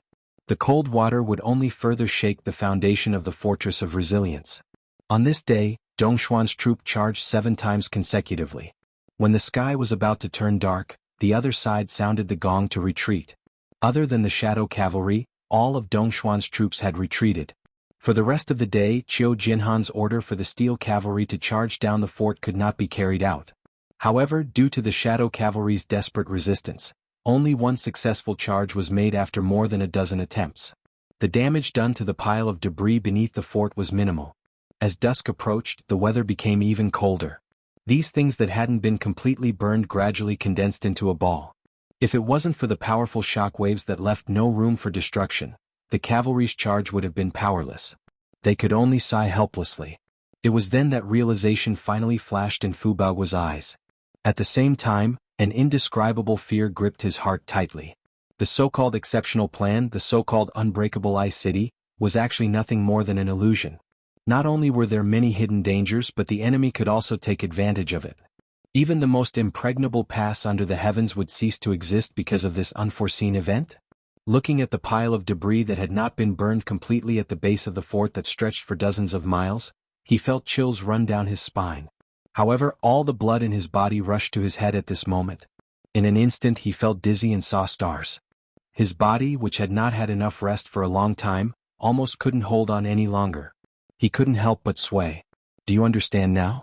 The so-called unbreakable ice city is only a temporary measure, a quenching thirst with poison. Qiu Jianhan looked at Fu Baoguo with a dark expression. Fu Baoguo opened his mouth, wanting to speak, but he felt as if there was a piece of burning coal in his throat. It was a burning pain, and he said with difficulty, "I understand. This is Han Sanhe's method, the method of the continent's top general." Qiu Jianhan sighed. The fortress of resilience is destined to fall. I didn't expect that the first time the fortress of resilience fell, it would be in my hands. This is an eternal humiliation, a joke for generations to come. I wonder if I can shoulder it. Fu Baoguo felt a chill run down his spine. His mind was a mess and he was speechless. Perhaps it was a curse, perhaps it was a nightmare, or perhaps it was a nightmare. In the next 7 days, Yutong and Dongxian continued to repeat the rhythm of attacking the city. The fire started. Water poured down and extinguished the fire. It burned once more and was extinguished once more. The cycle repeated endlessly. The first day's 7 repetitions was actually the day with the least number of repetitions. Everything had a process of familiarizing oneself with it. The saying "practice makes perfect" actually applied to the current situation as well. The resources that had not been completely burned under the wall increased in number, piling up higher and higher. In the cold weather they could no longer be destroyed. As the slope became more pronounced, small ice mounds were gradually formed. Everyone on the top of the wall had come to a realization, so much so that their expressions were frighteningly grim. By now, there was no longer anyone who did not understand what Han Sanhe was trying to do and what his ultimate goal was. Perhaps, the Fortress of Resilience's wall would have already been breached the day the weather turned warmer due to the repeated freezing and burning. The ice mounds formed by the accumulated materials were already enough to build a path to attack the fortress. The accumulated materials had already formed another connection between the Fortress of Resilience and the outside world. The massive manpower, the numerous soldiers, the inexhaustible resources in the surrounding mountains in addition to the cold weather. All of these factors had helped Han Sanhe's current strategy to achieve his goal. If the hole in the Fortress of Resilience had not appeared, if the damned boulder had not protruded, Han Sanhe's method would not have been needed at all. Yutong would never choose to build the fortress with ice and destroy the wall itself. But now, everything had been rewritten because of that tiny flaw. If you build the fortress with ice, I'll attack with fire. When the entire fortress has turned into ice, I'll start setting fire. To prevent the fortress from collapsing, you have to extinguish the fire. If this continued, the stalemate would last until 2 to 3 months later, when the weather turned warmer, and the Fortress of Resilience would finally be breached. However, Han Sanhe's plan was obviously better. Using the large amount of water that Yutong had poured down, Dongxian had tossed over long ladders, logs and rocks. In addition to the weather, he had turned the fortress into an ice mound that rose high above the ground. Following that, the continuous fire attack and water extinguishing process inevitably caused the ice lump to gradually expand. It became bigger and bigger, taller and taller. Given time, the tall walls of the Fortress of Resilience would be level with the ground that Han Sanhe had built, turning into a smooth path for Dongshuan's shadow cavalry to attack. When that time came, the shadow cavalry would no longer have to toil. They only had to gallop as usual and they could charge up the fortress, brandishing their sabers as they pleased. When the so-called top fortress in the world had turned into a flat piece of land, how would Yutong's eastern troop deal with it? In this hopeless situation that was almost irreversible, Han Sanhe had used this seemingly roundabout but actually ingenious method to completely utilize the weather and geographical advantage that did not belong to Dongxian, turning it all into a helping hand for his side. Even Yutong's men were a part of the reason for the current situation. The timing, geographical advantage, and the manpower were a perfect combination of all aspects. This was also the main reason why Han Sanhe had been increasing the number of troops in the country. To achieve such a strategic goal, it would be impossible if he did not have a sufficient number of troops. Zhang Gu had been by his side all this while. Right now he was even more impressed by his teacher. He was already extremely impressed by Han Sanhe, to the point of prostrating himself before him. Now he could only add the word even more to his admiration. If he were to ask himself honestly, he would never have thought of Han Sanhe's idea even if he was beaten to death. It's about 30 feet high now. Zhang Gu was excited. I believe that it'll reach the same height as the fortress wall in a few more days. No, it doesn't have to be that high. If we take into account the horse's jumping ability, we can save at least 1 or 2 days. I didn't expect our casualties to be so little under teacher's command during this attack on the Fortress of Resilience. The so-called impregnable fortress is close at hand. Han Sanhe shook his head slowly. It won't be that easy. Zhang Gu said, Why does teacher say so? Victory is right before our eyes. The height of the pile outside the ice fortress can only reach the bottom of the wall's original gap. There's still at least 40 feet of height from the top of the fortress. It's impossible for the pile to go any higher. I've thought of what Qiu Jianhan has thought of. How could Qiu Jianhan not have thought of what I've thought of? No, I should say that Qiu Jianhan has thought of what I've thought of since the beginning, so of course he has a countermeasure, Han Sanhe said. Zhang Gu thought about it seriously and said in realization, that's right. The current situation is clear. It's impossible for them to let us keep piling up until the day when it's flat. Han Sanhe said, Qiu Jianhan must have prepared a large amount of kerosene. When the time comes, the kerosene and fire arrows will take away at least tens of thousands of our elites' lives. However, if we really want to take down the Fortress of Resilience, we have to pay for these sacrifices. He thought about it and said grimly, perhaps there will be more sacrifices. By then, the casualties of the war will be the worst we've ever seen in our lives. Or perhaps it will be a terrifying number that's rarely heard of in the history of war. Yutang defended passively, doing everything it could to disrupt Dongxuan's rhythm. Dongxian continued to press forward with all of its troops, slowly accomplishing its set strategic goal. Yutang, who had lost the right time, location and manpower, had fallen into an unprecedented disadvantage. The ice hill under the fortress wall was slowly rising.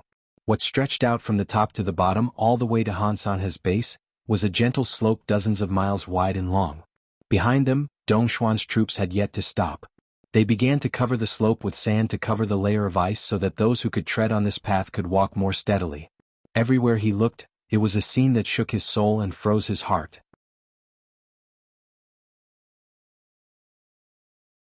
Chapter 489. Seeing the drastic change in the situation, Dongxuan's morale was unprecedentedly high.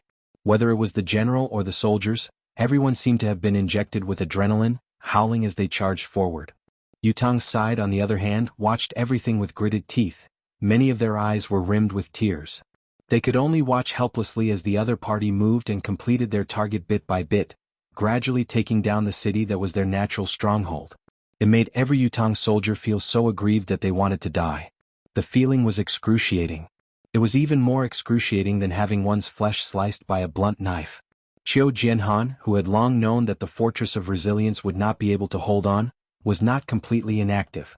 He had evacuated all the wounded soldiers and citizens in the fort. Before the wounded soldiers left, their cries were deafening. Many of them cried and begged their comrades, "Let me stay. I don't have an arm anymore, but give me a saber and I can still drag an enemy down with me. Let me stay. I'm not leaving. Even if you kill me now and carry my body up the fort wall and pile it with stones, your father can still raise Yutang's status by half a foot." The wounded soldiers begged bitterly. However, Qiu Jianhan and Fu Baoguo were unwavering and uncompromising. There is only meaning in your lives. You are Yutang's seeds, or you can cultivate new seeds. You are nothing when you are dead. Military order, live on. No one is allowed to die no matter what. Whoever dies will never acknowledge you as our comrade when we meet you in the underworld. Live on, because Yutang's Fortress of Resilience is still here. You are the Fortress of Resilience. The so-called indestructible fortress has never been the Fortress of Resilience itself, but the Yutang's eastern troop that is stationed here, the Eastern Soldiers. Old Marshal Qiu was teary-eyed. Live on, all of you. Brothers, you must live on. Live on to see Yutang's counterattack. Live on to help us train the new recruits. Stay alive, and watch over our beautiful lands and rivers for us. Looking at the old marshal's tears, all the wounded soldiers fell silent, no longer speaking. The wounded soldiers began to evacuate in batches. They were exceptionally swift in their retreat. They had to move quickly and leave a wide path for the army to follow. This was to prevent the disabled from blocking the path and obstructing the movement of the army. Even if I can't be loyal to the country with my brothers here, I can't be a burden to the army. We still have a mission. Even if the fortress of resilience before us falls, there's still us, another human-shaped fortress of resilience. Dongshan damned invaders. Wait for the other fortress of resilience. Time passed by slowly. On the 9th day, Dongxuan's strategic deployment was basically completed. The gentle slope below was only less than 30 feet from the top of the city wall. As long as a warrior had a decent foundation, he or she would be able to reach such a height easily. Dongxuan's army had thus gathered their experts. All of Dongxuan's martial world experts, military experts and sect experts were gathered together. Yutang, on the other hand, was also gathering skilled cultivators. Both sides are doing the same thing. Only profound Xiuzhe could deal with profound Xiuzhe. In the current situation, Xiuzhe, who had never been welcomed on the battlefield, was unexpectedly welcomed like never before. This was the key to this battle. It was on this night that Qiu Jianhan ordered. The 500,000 barrels of kerosene that he had collected during this period of time, as well as the ones that he had ordered before the expedition, were divided into 5 waves, and the first wave was scattered.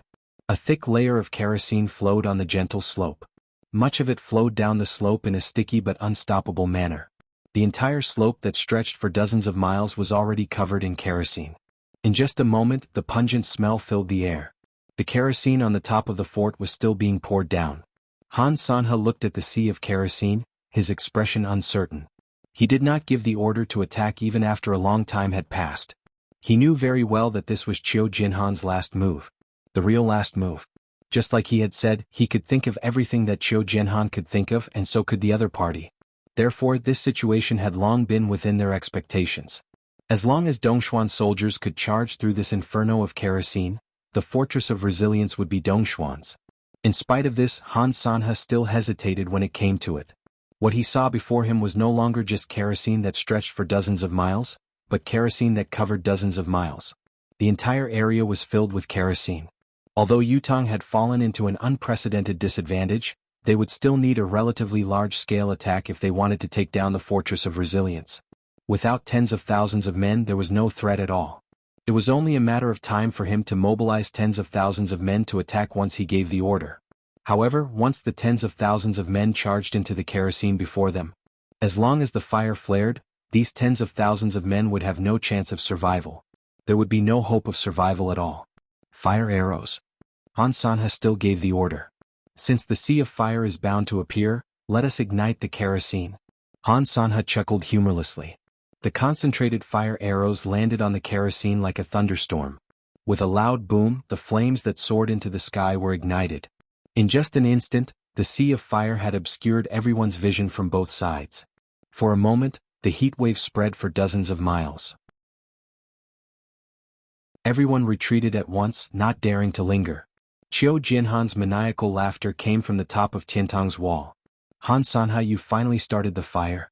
This old man had thought that you had a heart of stone, but you still have concerns. Han Sanhe's so-called decisiveness in killing is nothing more than this. Han Sanhe shook his head with a bitter smile but did not say anything. Once the fire was ignited, Dongxuan's army would not be able to charge over during the time the kerosene burned. The size of the sea of fire formed by the thick kerosene was probably even greater than a river of magma. Judging from the current scale of the kerosene, it would take at least a day and a night for it to completely burn. A day and a night would be enough to melt more than 10 feet of the frozen slope that Han Sanhe had painstakingly piled up during this period of time. Although the fortress of resilience would be damaged in the fire as well, to the extent that it was almost destroyed, Qiu Jianhan did not care anymore. After all, the fortress of resilience was destined to fall. It was not important whether it was destroyed or not. Instead, Dongxuan's army would need at least 2 days to fill up the 10 feet of the frozen slope. 2 days later, this piece of land would once again be covered with kerosene. Qiu Jianhan had collected more than 500,000 barrels of kerosene in a frenzy. He had even collected the kerosene cans from the army's cooking and the people's homes. It was all for this final, frenzied gamble, to delay the fall of the fortress as much as possible. Furthermore, no matter how knowledgeable Han Sanhe was, he would not know how much kerosene Yutang had prepared. No matter what, before the fortress of resilience finally fell, Qiu Jianhan would want at least 100,000 Dongxian soldiers to be buried with him. After that, it would be time for you, Han Sanhe, and the rest of us to fight to the death. Qiu Jianhan looked at the rising flames, his eyes filled with determination and cruelty. Han Sanhe, if you don't pay with these 100,000 lives, how can you live up to the name of Qiu Jianhan's final battle? Fu Baogua. Yes, General. Order. Bring all the steel cavalry and the serving troop out of the fortress at once and retreat to the west mountain. Qiu Jianhan said, other than Tianshan Cliff, all the peaks and ridges in the west mountain have been demolished by me these days. That place is the final narrow area leading to the nation's border. By then your steel cavalry and the serving troop will form another line of defense there. It will be Yutong's second fortress of resilience. I'd rather fight to the last man than let Han Sanhe pass so easily. Fu Baogua's tears streamed down his cheeks. Old Marshal, this lowly general thinks that it's better for Old Marshal to do this. This lowly general doesn't have complete control over the steel cavalry. Only Old Marshal can take charge of the situation. The plan here has been set. Let this general stay. F***ck off. Qiu Jianhan was furious. Scram. I'm not leaving. I can't be the one who should leave. Fu Baogua was defiant, which was rare for him. His face was resolute. This general has already sworn to heaven that this body will live and die with the fortress of resilience. Old Marshal is forcing me to go against my oath by asking me to leave. F***ck your ancestors. F***ck your oath. What nonsense are you talking about? This is a battlefield, a military camp. Even if God is here, he can only listen to your father's military orders. Those who disobey military orders will be beheaded immediately. Qiu Jianhan was unreasonable. Your father, scram immediately. Your father isn't letting you live, I'm letting you die in battle somewhere else. Didn't you hear that it's also the fortress of resilience? How is this going against your **t oath? Scram. What are you waiting for? Your father will kill you. You're tuning in to the Han Li's Wuxia Chronicles YouTube channel. We're so grateful for your support, and don't forget to subscribe to join us on this incredible journey through captivating stories. Your generosity through donations truly makes a world of difference, as it's the primary source of revenue that allows me to expand and enhance this channel for you. Thank you from the bottom of my heart for being a part of this adventure.